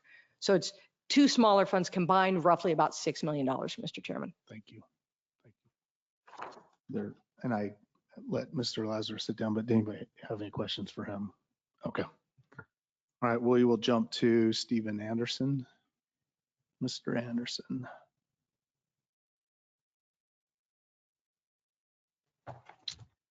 Good morning, Mr. Chairman. Good morning.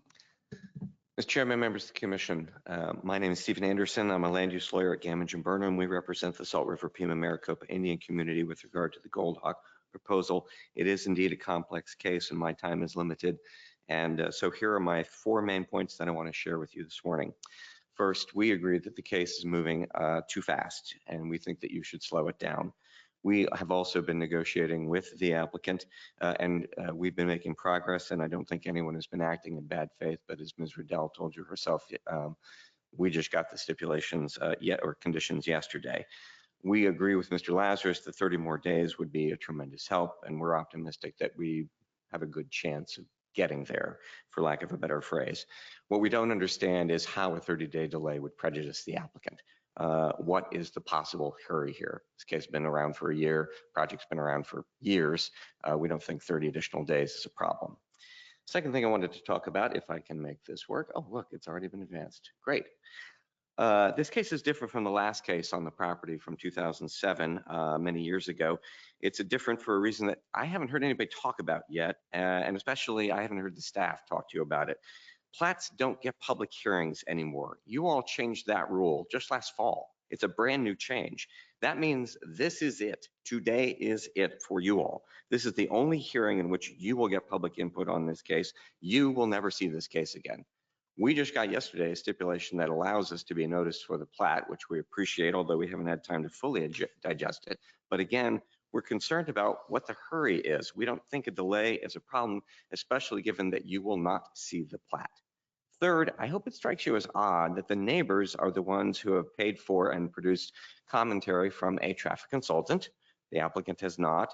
Secondly, that the tribes have hired a hydrologist and the applicant has not.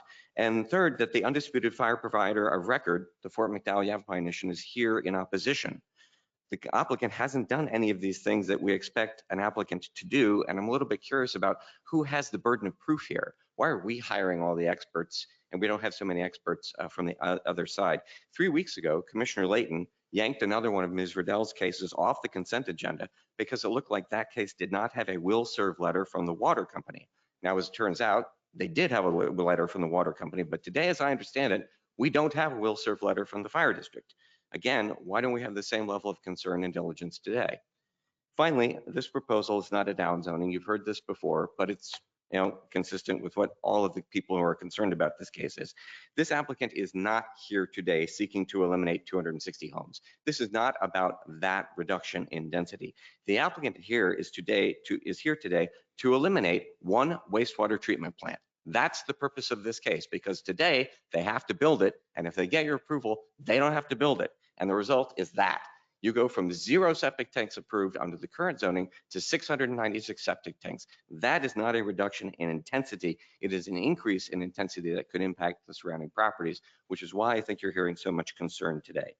For these reasons, the community would request an additional continuance. 30 days, again, we think would be sufficient.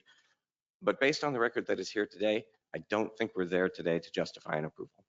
Thanks, and I'd be happy to answer any questions. Thank you. I don't have any. We will go to Seth Chalmers. Did I miss somebody? Yes, Mr. Chairman, we have 2 more speakers Okay. from the community, Kyle Stenseth and Michael Bird, water and utility experts. Okay, let's go to them and then we'll jump. Thank you, Mr. Chairman. You bet. And just so this room knows, I have a commitment with a conference that I'm supposed to speak at. I've been texting them to try to shift that and switch. but I may have to leave here in just a little bit if I'm not able to switch that, and we would just turn it over to somebody and everything keeps going. Mr. but- Chairman, just for the record, Commissioner Hernandez has left. Okay, thank as you. of 11. We still don't have a quorum issue, right? Even if I left. Okay, great. All right, I think we're gonna get it shifted and I'll be able to stay the whole time, but we're working on that. So, thank you. Thank you, Mr. Chairman and Commissioners. I promise to be brief. My name is Kyle Stenseth, and I'm a water attorney at Gamage and Burnham. Along with Stephen Anderson, we represent the Salt River Pima Maricopa Indian community. The community has serious water concerns with this proposal. I will summarize 4 of them very briefly now, but I recognize that these water issues are very complicated. Afterwards, I'm happy to answer any of your questions. First, we are concerned that the applicant cannot tell us who their water provider is. The applicant initially claimed that they would have a private water company, but it is increasingly likely that they will instead form a DWID, a domestic water improvement district. DWIDs are only as good as the contractors hired to run them. With a DWID, we have no assurances that the infrastructure here will be run properly. Second, we are very concerned with the applicant installing hundreds of septic tanks right above the confluence of the Salt and Verde rivers. This is bad for water quality, but it is also bad water management. Removing the treatment plant means that none of the wastewater here is captured and treated as effluent. Effluent is a valuable water resource that can be recharged underground or used to irrigate common areas. Unlike with the current zoning, here the applicant will be irrigating the common areas with groundwater. Third, we are concerned with how the applicant's wells and septic tanks will affect the nearby rivers and groundwater availability. The community and the Fort McDowell Yavapai Nation have hired a hydrologist to analyze these impacts in the applicant's 2006 hydrologic model. She has identified potential harms here that merit further study. We have shared these findings with the applicant and asked to study them together. Instead of slowing down for these issues, the applicant is continuing the zoning process. Fourth, and finally, we are concerned that if you approve this rezoning, the applicant will then apply for a certificate of assured water supply based on that 2006 model. We believe that model is outdated and relies on untested assumptions. It is vital that these issues are studied further, not just to protect the community's water rights, but also to protect existing and future residents. With that, thank you for your time, and please let me know if I can answer any questions. Thank you. And then was it Mike that was the next one? Okay, great. Mike Bird. Good morning, Mr. Chairman and Commissioners. My name is Mike Bird. I'm an Assistant Public Works Director with the Salt River Pima Maricopa Indian Community. I've been with the community about 26 years doing water resources work. A lot of that includes septic tanks. We're a large spread out community, so we have our share of septic tanks.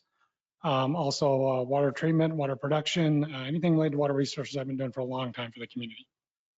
So with that, I was heavily involved in 2008 when the current zoning was approved for this property. And my main involvement was as a member of the Water Quality Advisory Committee through the Maricopa Association of Governments. And that committee handles the 208 process for approval of wastewater plants. So in 2008, I worked with my colleagues on the Mag Water Quality Advisory Committee to ensure the wastewater facility that was proposed at the time and that is included in the current zoning for the property was built to the highest standards. When it was originally brought forward by a developer, and as you would imagine, developers aren't interested in spending the maximum amount of money on a wastewater plant. It was not at the standards that we would want to see for this kind of property. We achieved significant concessions from the developer at the time. And before approving the plant through the process, we got them to commit to a bunch of different things, but some of the important things were constructing a regional wastewater facility that could eventually take wastewater from existing surrounding properties and future surrounding development. That would be the burden on those surrounding properties to get their wastewater to the plant. That wouldn't be on the current developer, but it's there and available for them in the future. The developer also at the time planned to offset some of their water usage by recharging their treated effluent and watering common landscape areas with treated effluent, as is common in the valley these days. The proposed rezoning before you today doesn't include this wastewater treatment facility. The applicant has chosen to reduce the number of homes and market this case as a downzoning solely in order to eliminate this wastewater facility. That's the driver here, as Mr. Anderson spoke about.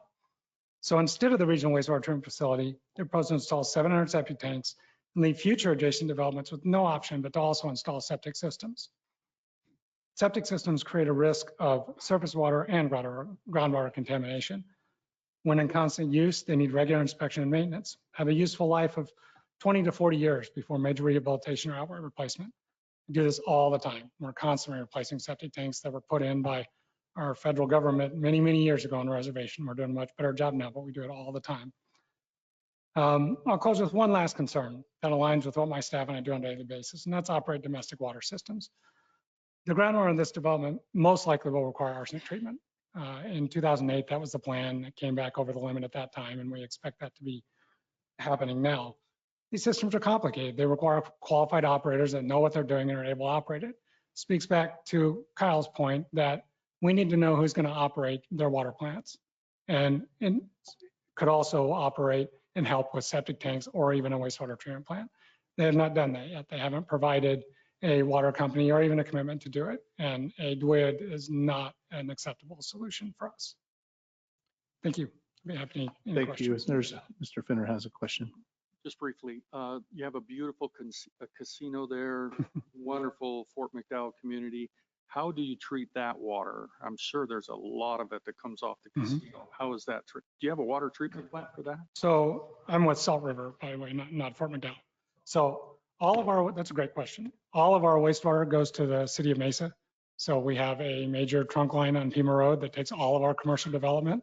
We have a couple of very small developments that aren't near the main community that have septic systems, but all the rest is on sewer treatment and goes to the city of Mesa's Northwest plant. Most of our homes also are on sewer these days. We have no dense subdivisions that are on septic systems anymore. We've removed all of them, converted to sewer. The community recognizes septic tanks have their purpose, but we want to go to sewer. And that is the goal because it's better for the environment and for water quality. And sorry, I was thinking you were coming from Fort McDowell. Oh, that's okay. Is there someone from Fort McDowell that could tell me? And thank you for the information on Salt River. Yes, so what Fort McDowell does is they treat their collected wastewater in a centralized system, and they use it on their golf course once it's reclaimed. The vice president told me to come up and tell you that. And in addition, they do have septics that were installed by the Indian Health Service, by the federal government, and that's a chronic problem. They're working to get those through grants and other ways to get those replaced. But that's what IHS does, so. Thank you. We're glad you came up. This really is a process to learn and help get this, get good communities built. So that's why we take the time that we do. Unfortunately, I have to leave, which is something I hate doing, especially on this case. Commissioner Whitney's going to take over running the operation for the rest of the time. And I apologize that I have to leave. It's just a conference that I committed to a month ago and did not realize we had a really fun case today. So we're going to go talk about utilities and their importance in the community. So, but thank you. And I'll dismiss myself, but you can continue. We're going to call up Seth. Thank you very much. Next, we have Seth Chalmers. Dibble. I'm not a lawyer. I'm a civil engineer. Very good. And yeah, and Before you start, I just want to ask the staff here. So we've been giving some extra time to the group that's been speaking previously. Are we still kind of in that category with you, or? You're okay. You're the last one of that. If I can spend an with the hour grace up here. period. Okay. No, I'm a civil engineer, and I'm director of traffic engineering at Dibble, which is a consulting company here in Phoenix. I am the Goldfield Ranch Property Owners Association is a client of ours. We have done some traffic work for their development in the last couple of years, and they've asked me to offer some opinions on the proposed development. Again, I'm a traffic engineer. Don't hold that against me. We have a tendency to be a little bit of a contrarian, and we do a lot of development work, and I help our land development practice, and I look at site plans, and I looked at the site plan. I think it's dated July 24th, figure 4, the conceptual site plan. And I often tell our clients, I don't like your site plan, and I do not like this site plan. I think it's a step backwards. It was originally set up in the 1960s and 1970s. So a lot of subdivision streets are suffering from those types of site plans and the road network that you see. The town of Fountain Hills has a neighborhood traffic management program. Scottsdale has the same thing. And what happens is when you have these long streets, people can get up to speed and go fast. And what do you have to do? You have to come back and put them in speed humps. I would reference Pima County. I was a Pima County traffic engineer for 6 years.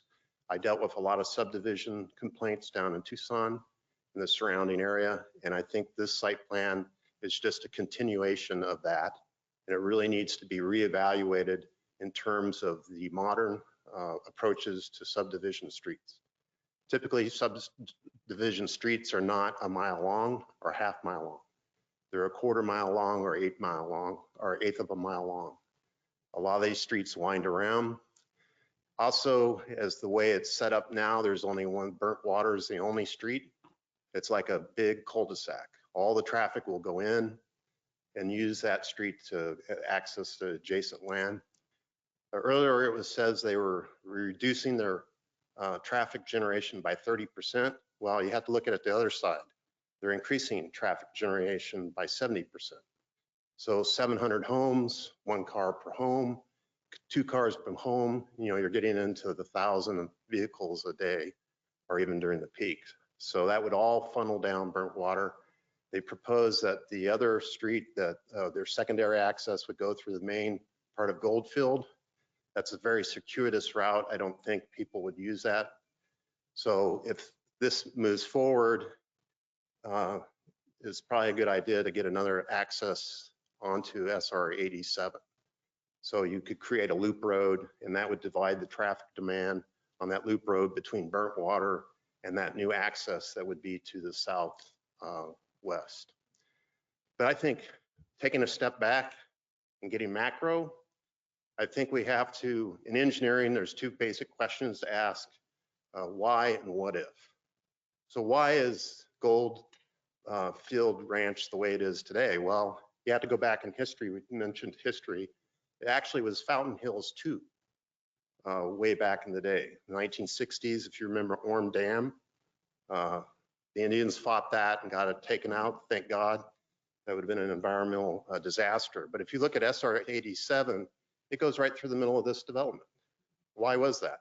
Was it because we were expecting to have a lake there, and SR 87 would eventually have to go around the lake, as well as the Bush Highway would have to go around the lake, and then would meet north on the other side of Goldfield? And then the old 87 that comes into this development would have probably been abandoned and became the major access to provide the access to this land. So from a traffic safety standpoint, I'm very concerned on the dependence on SR 87 and direct access. You don't put residential streets having direct access to an 87.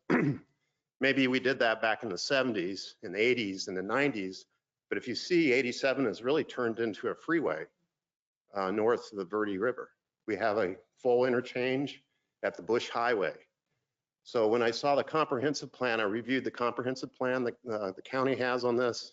I reviewed the plan that ADOT's looked at, 87, and no one's addressed that issue of this direct access of residential streets to 87. It's a high-speed roadway, 65 miles an hour, and you have people going across those lanes. Now, I went back and I looked at the crash history, and thank God no one's been killed at that, or no serious injury crashes or fatal crashes have happened at any of those intersections, intersections. But if you jump across and look into where the casino has a traffic signal on the 65-mile-an-hour roadway, which again, that's just not what you want to do. There's been 3 fatals at that intersection in the last 6 years. So at-grade access to a high-speed facility is not in anybody's good interest. So what I would propose is that we need to go back to the comprehensive plan and say, well, what's your alternative providing access to this land? I mean, having a driveway on 87, which is basically a freeway, and you see the traffic's continuing to demand, is continuing to increase. That's just not compatible. So I think one of the concepts that we've developed is say, well, what about extending the Bush Highway to the north and then to the west and provide a back door to this development, as well as developing the recreational land that's around it in the national forest. Or maybe something else could be worked out with the Indian community or the Indian nation to provide some backdoor access that would relieve that direct access, and eventually we could get rid of it. So anyway, with that, if you have any questions, I'll be happy to answer them. Thank you very much. Are there any questions from members of the commission? I just think the site plan needs a lot of work. Okay, thank you. Our chairman is back. All right, somebody was able to shift for me. I was listening to you in the back, but I'm glad to be back, and we made a shift and somebody was kind enough to trade me spots. So that was at the bottom.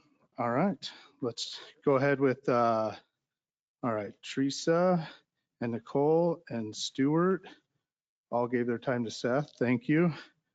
John Keller, come on up. Thank you, Mr. Chairman, members. My name is John Keller. I live in Goldfield on Vista del Oro. I'd like to make 4 points, and I believe at least one of my neighbors has given me my time, his time if I need this. Correct. Number one, the only justification raised by the applicant or mentioned by the staff is that this is better than what was approved in 2007. Respectfully, the original application for this project, followed by this applicant, expressly says it's impossible to develop this property pursuant to what was approved in 2007, 2008. Therefore, they're justifying this, that it's less development than the existing plan, but they admit the existing plan will never happen. I mean, it's like my seeking my wife's blessing to jump out of an airplane, saying it's safer than if I climb Mount Everest, which I can't do. So this has to stand on its own without any regard to what happened in 2007 or 8. Second, with respect to the roads, and I appreciate Mr. Dibble, the project proposes several connections from this development into another road called Vista del Oro, which I own.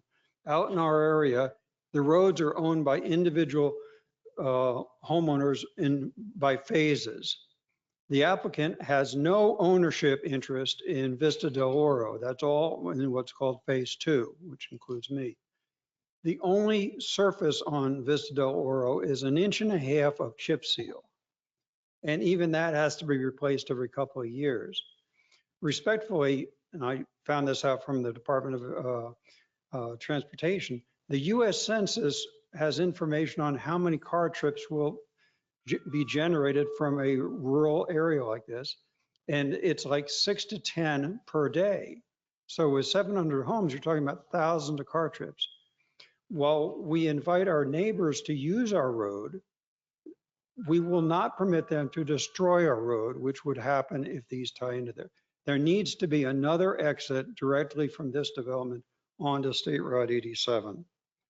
We've seen the pictures from the LA fires, what happens with abandoned burned cars on the side of the road if there's inadequate access. So there needs to be another exit onto 87.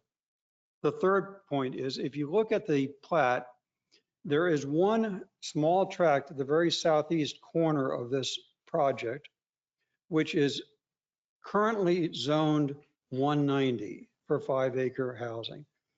There are existing homeowners who built adjoining that tract on 5-acre tracts or more in reliance that this is a 5-acre zoning thing. Please do not rezone that acres, and it's about 2% of the acreage in this application. Please leave that at 190, or you will be destroying the property values of the existing homeowners who own around there. That's, nobody else has mentioned that, but that's, I think, very important. It's not me, but some of our neighbors are really impacted. All right. And fourth, I know the current process seems to be that you rezone it subject to conditions, and then a lot of problems are worked out in conditions. Respectfully, this is a situation where there are serious problems with water, sewage. There's even a problem with electricity. There's a question if there's enough electricity. There's serious problems with roads, serious problem with the fire service. The applicant said they will increase the payments to the Goldfield Fire District by 5 or 6%. I mean, respectfully, currently the Goldfield Fire District gets like $60,000 a year. So even if you increase that by 6 times, you're looking at a couple $100,000. The fire expert retained by the neighbors has said that to put one little building, one little fire station in this development with one truck, the staffing alone is more than $2 million a year. And Fort McDowell Yavapai Fire Station, who we contract with, we don't have any equipment, we don't have any people. You know, we get the money, we contract with them, and they come out there. There was a fire, a workshop across the street from my house about a year ago that caught fire. When the firemen came out, they didn't have enough water. The only way we got the water to fight that is some neighbors owned a submersible pump and some hose.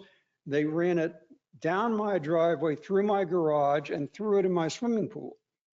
You know, if we had not had a swimming pool, they would not have had sufficient water to do that. Please kind of wrap up. Okay, but all I'm saying is, if this is rezoned before these issues are resolved, the mere rezoning will devalue the property in the existing properties in Goldfield. There are houses for sale that came on the market after this application was filed. There's no interest in those homes merely because of this application. If it's rezoned, that'll get worse. Please do not rezone this until the applicant gets their ducks in a row. There's no reason that this can't wait until they've resolved these questions. Thank you very much. Thank you, Mr. Keller. We just have a few left, so hang in there with us, everybody. Barry Wilkins. We're trying to keep it at 2 minutes is what we're trying to do right now.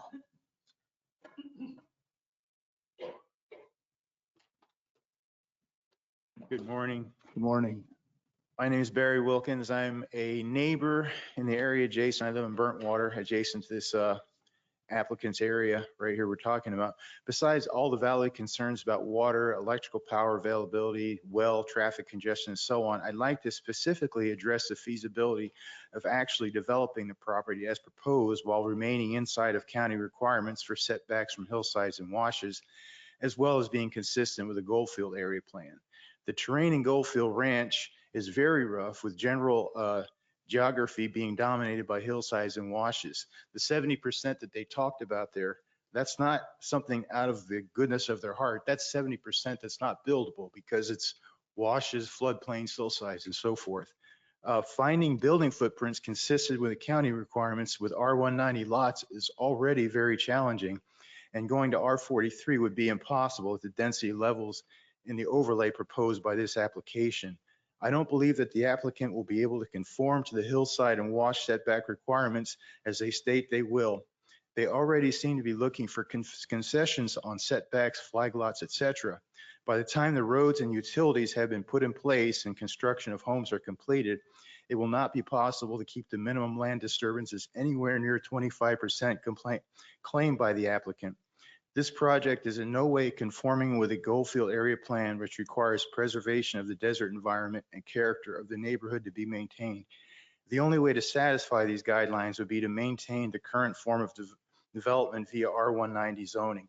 I've personally spoken to over 100 neighbors through the petition campaign, and in my experience, there's zero support for this project.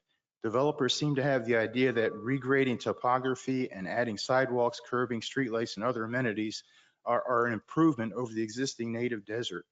Goldfield Ranch residents moved to this area to get away from this type of suburban sprawl. There's no benefits to neighbors in either Goldfield Ranch or Fort McDowell Yavapai Nation from this project. The only motivation for this project is financial gain by the developer, and that's a very poor motive. Thank you. Thank you. Thank you for your time. We'll go with Michael Mull. All right.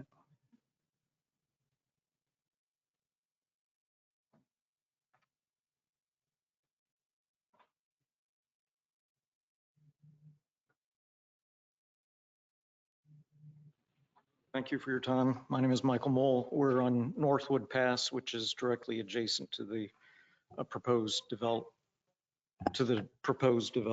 Perfect. I wanted to speak about the roads. Everybody's done a good job summarizing everything else, but currently when we exit the property, and this is for all access roads, there is no merge lane to get up to speed. And as the traffic consultant spoke about, the speed limit on 87 Beeline Highway is 65 miles per hour.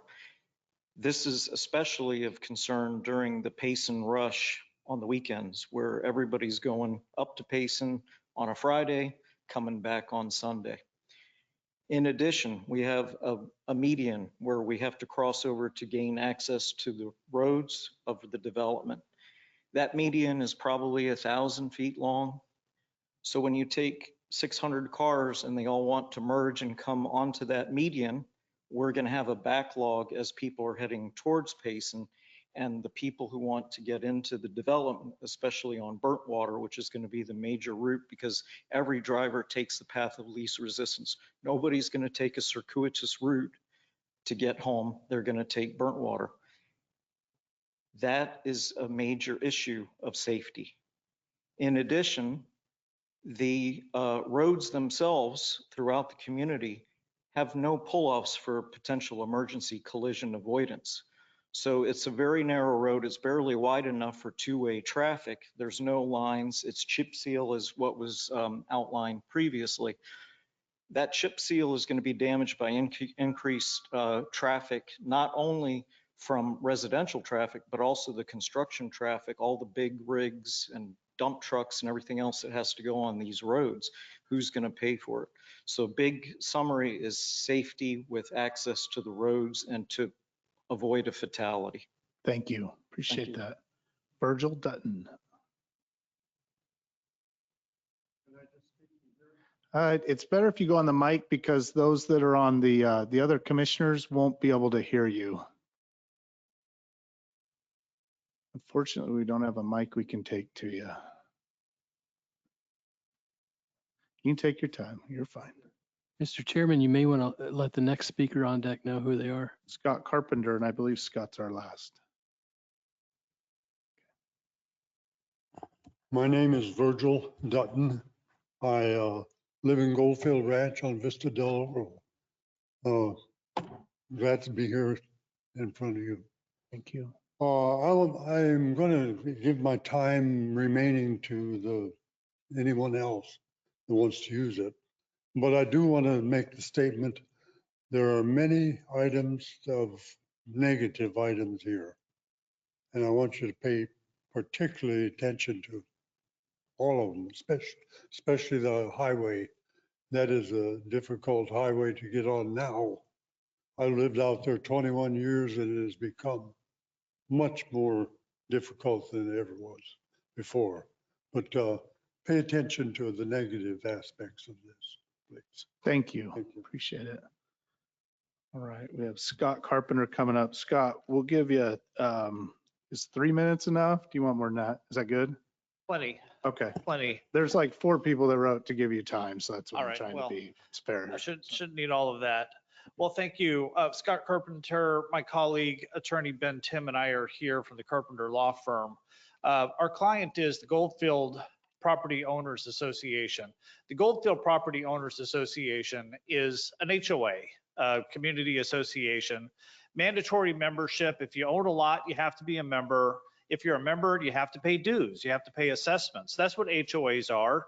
I'm an HOA lawyer. I've been doing this 30 years here in Arizona. And Goldfield Property Owners Association, I'm privileged for them to be a client of my law firm. And Ben and I have been working on this for some time. And what we were surprised to learn today at this hearing is that there are stipulations floating around from the applicant.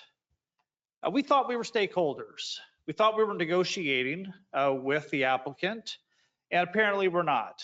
Apparently only some of the stakeholders are true stakeholders and are in the privileged group to receive the proposed stipulations, not us, apparently. So we don't know what the stipulations are. I was sitting back there and I said to my colleague, Ben, what are these proposed stipulations? And he shrugged his shoulders and said, we don't have them. They're not in our email. We don't know what the negotiations are. Mr. Anderson has them, Mr. Lazarus has them, but we don't have them. But we're just the neighbors. We're just the Goldfield Property Owners Association, and we have no idea what these stipulations are. Now, perhaps somebody on the board has them, but I don't have them. So we're frustrated about that, sitting back here wondering what's going on. So we are desirous of being true stakeholders in this process, and we are concerned about a number of things. We want to reach an agreement on some of the issues. Back in January, we met with the applicants' representatives. We were concerned about a number of things having to do with electricity, assured water supply, traffic impacts, roads, whether roads being dedicated to Maricopa County. We've been concerned about Highway 87 access, and all of these things have been talked about today. We talked about these things back in January, proposed an agreement that would have allowed us to support the application. I had a meeting back in February, and the idea was, well, there's no way we can get a deal done. And I suggested that perhaps they could redline the agreement, just take out everything that's objectionable. If they had done that, maybe we would have been left with a document that just left the word agreement and everything else would have been redlined. But no, we couldn't do that either. So we're nowhere with the applicant, no agreement. There's nothing that we are in agreement with them about. There's literally nothing that we're in agreement on, and we're here with nothing to agree on. One thing that struck me today, though, was the suggestion early on, it might have come from the staff, that a wildcat subdivision would require a recorded plat, and that is absolutely not true. A wildcat subdivision could happen this way. I own a lot, let's say it's 5 acres, and I convey a corner piece using a deed with a meets and bounds description. That's a wildcat subdivision. A wildcat subdivision could occur without a recorded plat. And so the idea that the county and the officials would know that a wildcat subdivision is occurring through official channels, wildcat subdivisions can happen without them being done officially, without anybody knowing about it. So the idea that this development could be done and that wildcat subdivisions would be done officially and the county would know about it is not actually true. So we want to stand as stakeholders in support of our other stakeholders who are objecting on all of the grounds articulated today, including that there should be more time granted to work out some of these issues. And I support the members of my client who are upset about all of the things that they've articulated. I will not be repetitive. Thank you, Chairman and members of the Planning and Zoning Commission. Goldfield Property Owners Association, Inc., my corporate client, stands in opposition today. Thank you. Thank you. All right, question. If Mr. Carpenter, Scott? Mr. Carpenter, Yeah, come back up. how many homes are in the HOA? Currently, there are 127. Okay, and they're all on septic? Currently, the existing homes are on septic. And does the HOA have a mechanism to replace failed or service failed septics? The HOA has one job, maintaining the roadways. Thank you. And where do the homes in the HOA get their water from? Currently, Yes, wells. the same wells that we see here? No. So No. you each have your own wells, your own individual wells. Okay, thank you very much. Thank you. Thank you. Yeah, appreciate it. Was there anybody online? I forgot to ask that question.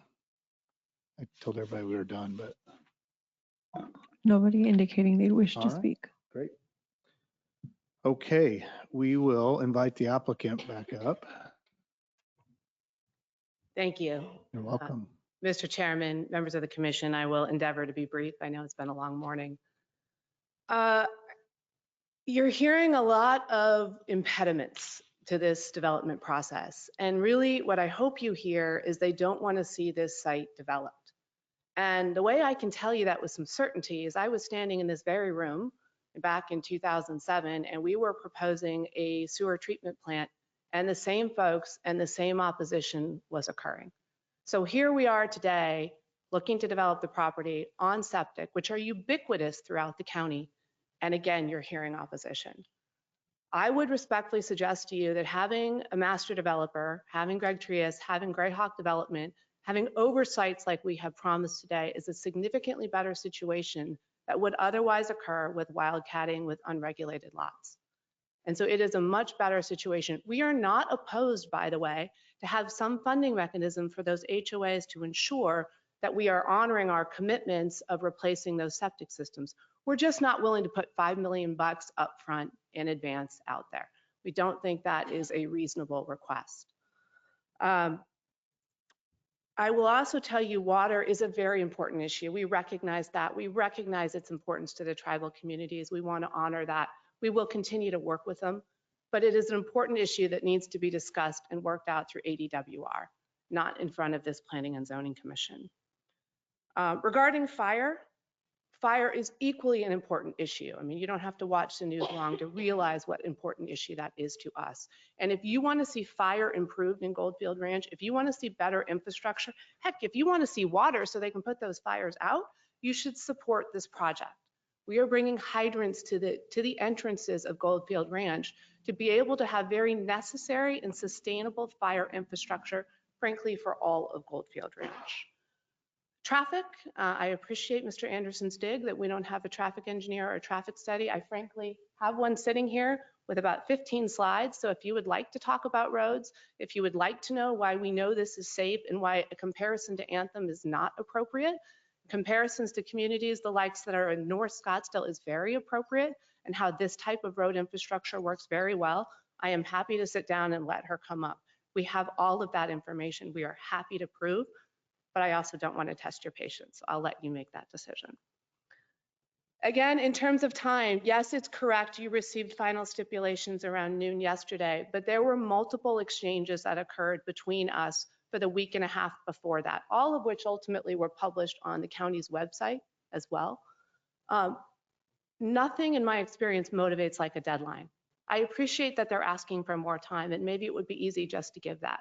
But the reality is the only reason we're sitting here with 15 new stipulations that we negotiated is because there was the deadline of this hearing. And we have acted in good faith. You've heard that from all of the parties here that we have been negotiating in good faith. We will continue to do that through the board, frankly, through the subdivision process, through ADWR, and through the ultimate development of this project. Mr. Chair, I'm happy to answer any questions that you may have. Thank you. Questions for the applicant? I do have one. Commissioner Layton. Is it Greyhawk's intent to develop this themselves? Or are you merely here to get rezoning done and then sell it off to somebody else? Mr. Chairman, Commissioner Layton, it is their intent to develop themselves. Okay. They're sitting here in the room. And in with doing me. so, are they bringing, they're the master developer? That's correct. So they're going to sell off to other builders? Certainly that's a possibility that they would work with other home builders, but it is their intent to be the master developer. Okay. Has there been a study done about caliche? Mr. Chairman, Commissioner Layton, ultimately soil transmissivity, looking at the soil themselves, which is I think what you're asking, would occur as we get further into the subdivision process. I know that's been looked at a little in the past, but it's a bit premature to go into detail today. Okay, thank you. Other questions? Yeah, this is Commissioner Toma. Thank you, Mr. Chairman. It seems like everyone, at least from what they've said, is working well together. And you mentioned, there's nothing like a deadline that brings forth all these concerns. But in light of the fact that so many of these concerns have been brought forward, I was just wondering why maybe not asking for a continuance and addressing some of those wasn't a strategy that you considered. Mr. Chairman, Commissioner Toma, so we have addressed each of those, and I would respectfully suggest that the 15 stipulations that you see in front of you really encapsulates the concerns that you've heard raised today. You'll see the oversight of septic, you'll see the commitment for fire service. All of those things are in there. We have been working on this case now for 9 months. We have had quite a bit of dialogue. Some of the remaining issues are really beyond the purview of the Planning Commission and the Board of Supervisors. So it is our intent to move this case forward. Thank you. Your thoughts? I've personally met with many of the stakeholders on this process, and I do appreciate how much work did get done in the last week between all the parties. I'm really surprised to see this much stipulations put together in a short period of time.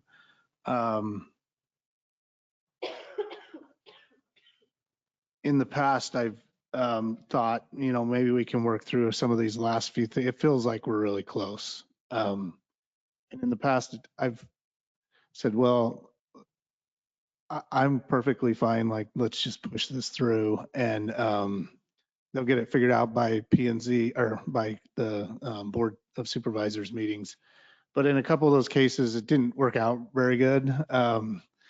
And I felt like this is really the time that we vet through a lot of it. And the Board of Supervisors are dealing with everything in the county, and it's harder for them to be as diligent. Would the applicant be open to just even a very, very short continuance, not even a 30-day, but another 2-week? Mr. Chair, I'd have to confer with my client. What would that date be of your next? What would that be? And I know that the applicant was trying to meet a Board of Supervisor date, and there may be reasons for that. That's why I'm asking this question. It looks like there is a May 22nd, but that is a zipper meeting. And then the next one is June 12th. Well, do we actually have zipper on the zipper agenda? Okay. Yes. You know where I was going with that. All right. I mean, if need be, we can advertise a P&Z hearing item on that date, but it's probably a full zipper. Okay. Yeah, I don't want to combine that. This one, well, I wouldn't let this one go. The next one goes long, but we really wanted to vet everything out today and give it the time.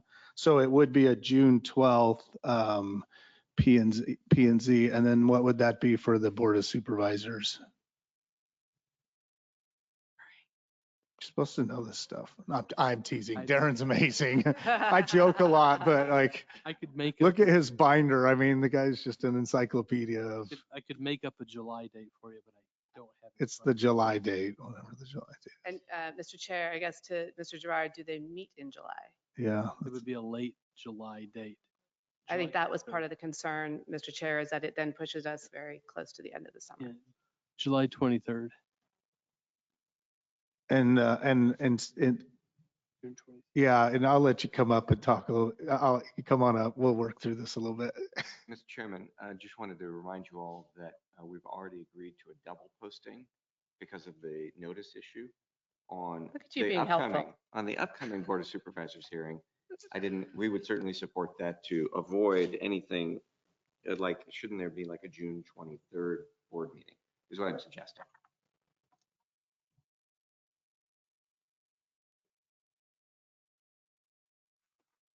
If we go to July 23rd, there's June 26th. Is there an earlier, I'm sorry, if there's June 23rd goes to July 26th. 23rd, July at the board. So no matter what we do for a June date, it's going to go to July. July 23rd. Okay. Mr. Chairman, that was our concern, was that it pushes us out to the end of July, which is why when we originally agreed to delay the Planning and Zoning Commission hearing once, we worked with staff to have the double posting. It just gets us a lot further into the summer than we would like. We'd like to move forward if we can. Okay. We will, I hear you, and Mr. Chair, you know me, we will continue to work with these folks. That is a commitment we will honor. Okay, I'm gonna give them just a minute to of course. figure something out. We'll just pause here for a second.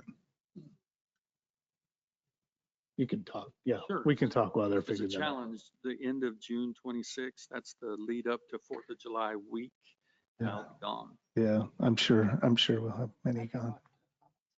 Go ahead. Yeah, I'm not Commissioner. sure what a continuance would accomplish, right? If the key issues are water and Arizona Department of Water Resources, that's really their purview. And I heard folks say about dated reports, but we know the Arizona Department of Water Resources is being more, have greater scrutiny to look at water. And so we can really defer to them about whether or not using these wells is really going to deplete the aquifer in a way that's going to compromise the other folks who are using their wells. So I think I don't think there's anything we can do about that.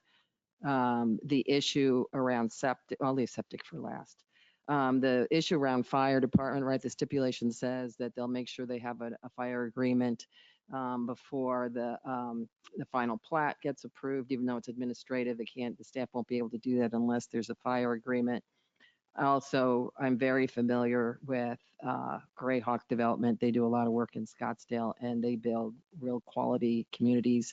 Those homeowners are going to want to know that they have adequate fire protection and they're going to be willing to pay for the resources that they're going to need to have the best protection they can. And I can't imagine, since the Fort McDowell community is currently a partner in this area, that it's in their best interest to also be a partner. So I would imagine that those details will work themselves out by the time you get to the final plat. Yeah. In terms of cultural resources, I think we all want to be respectful of that, and they've agreed in the stipulations to give notice to allow the community to do whatever they need to do to protect some cultural resources in the process. I know that we'd heard about sedimentation, and I know that there are plans around construction to mitigate that the best they can. And then so I think the final question then is septic. And, I'll accept the argument from folks that say the sole reason for this rezoning is to eliminate the treatment plant. But you're getting so much more in exchange. We know that when you have a master plan community by a quality builder, you're going to get a better product at the end of the day. And you're also getting things that you would never get if these lots were developed individually, like fire hydrants, like we've heard. And so, although we would all rather see them be on a sewer, if a treatment plant is prohibitive to a master plan community, then the alternative is worse. And I also know that with septic, and staff can confirm if this is correct, when someone sells their home, right, you need to get a septic inspection. And if there's something wrong with the septic, it needs to be repaired before title can be transferred. Is that correct? It's not. The seller and buyer, if you'll excuse me, the seller and buyer come to agreement if they're according to the forms that realtors use in the state. If it's less than 1% of the cost of the septic for the repair, they can negotiate repairing it or passing it on to the buyer for the repair. Now, the state says it's supposed to be repaired, but there is negotiation out there all the time between buyers and sellers and the state of septic tanks. So if the state requires a repair at the time that the property is sold, they deem it operational or non-operational. And then it's up to the parties to decide how they're going to move forward. so when it's deemed non-operational, what does that mean? It means that the buyer can make the choice to move on with a non-operational tank and then fix it themselves. So the sale can go through despite it being non-operational. And yeah, what did you, and this is why I asked the question. If it was an easy fix and everybody's good with it, I'm good with the continuance. I also like to give people their day in court. Like if you as an applicant asked for it, but just what did you had your little meeting and then, yeah. We were trying to see what, if there was an earlier June date. And there's not, for the right? board. There is an earlier June date for the board. That we would have to step out of normal procedures to double advertise for the board, but I believe it's doable. But your intent, Ms. Riddell, is just, you would like it to happen We'd today. like to move forward. Okay. All right. Mr. Finner. I'm new at this level. I'd like to make a motion for approval on Z240006 with the heavily negotiated stipulations that have been kind of agreed to, and a comment if I could, Mr. Chair, a couple comments. I would see this, so many legitimate concerns have been raised, but to me, those come as you work through the process, because if you don't have a zoning, you can't, the professional staff and ADEQ and everybody involved can't apply the rules and regs that will go with that.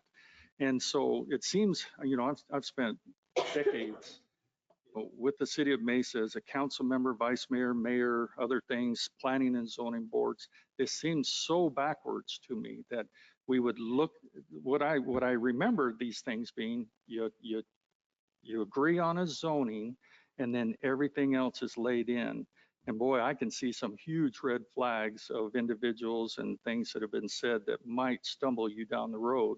But for zoning, the plain and simple zoning, to me seems reasonable. The down zoning, all the stipulations, I literally spent hours on both sides with the attorneys and others, and I've asked them tough questions, right between the eyes, tough questions. And in the end, I look at it and say, from a purely zoning situation, I'm agreeable. I see this is an appropriate zoning. Now, all the other mess with the water attorneys and everything else, that's going to be a journey for you. So that would be my my motion for approval, sir. All right. So with conditions A through S, all of the new conditions. Okay. We have a motion by Commissioner Finter to approve Z24006 with conditions A through S. Is there a second? This is Commissioner Curley, I second. You got beat, Commissioner Curley. Commissioner Milhaven beat you this time. Good. All right. We have a second by Commissioner Milhaven, and we'll go ahead and do a roll call vote. Commissioner Dan Zeisen, Yes. Commissioner Finter, Yes. Commissioner Lawrence, Commissioner Layton,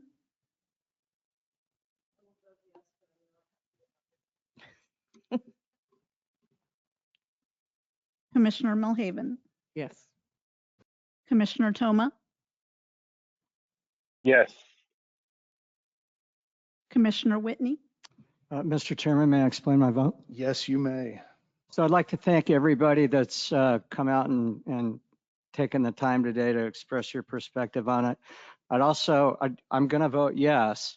And I'm saying something I think goes without needing to be said.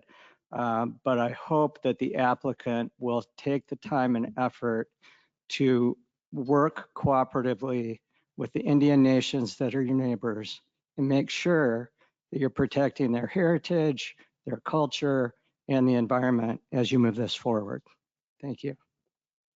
Thank you. Vice Chair Curley, Yes.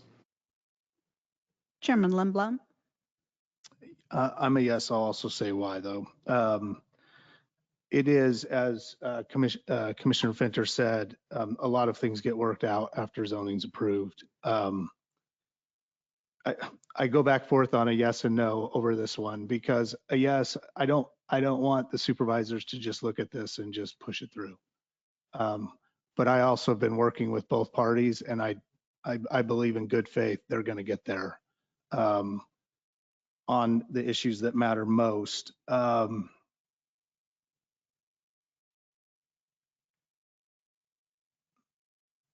Yeah. We make a recommendation for the group here. We make a recommendation. What we say doesn't totally, we don't have final say. It goes to the Board of Supervisors, and then they decide. And but they take what we say pretty heavily, and so it does have impact. Where we were at a week and a half ago and where we're at today are two different places. I think that's fair to say. I'm like looking for some form of yes and no, but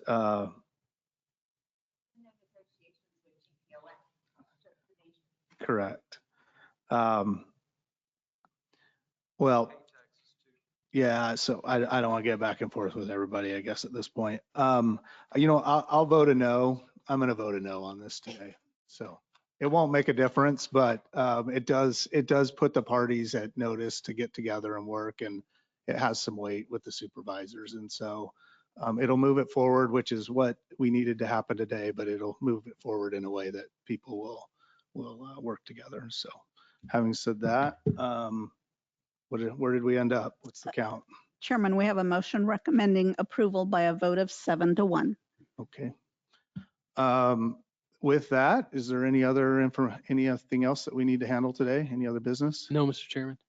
Thank you to all of you for coming and being here and going through this process with us. And we'll go ahead and adjourn.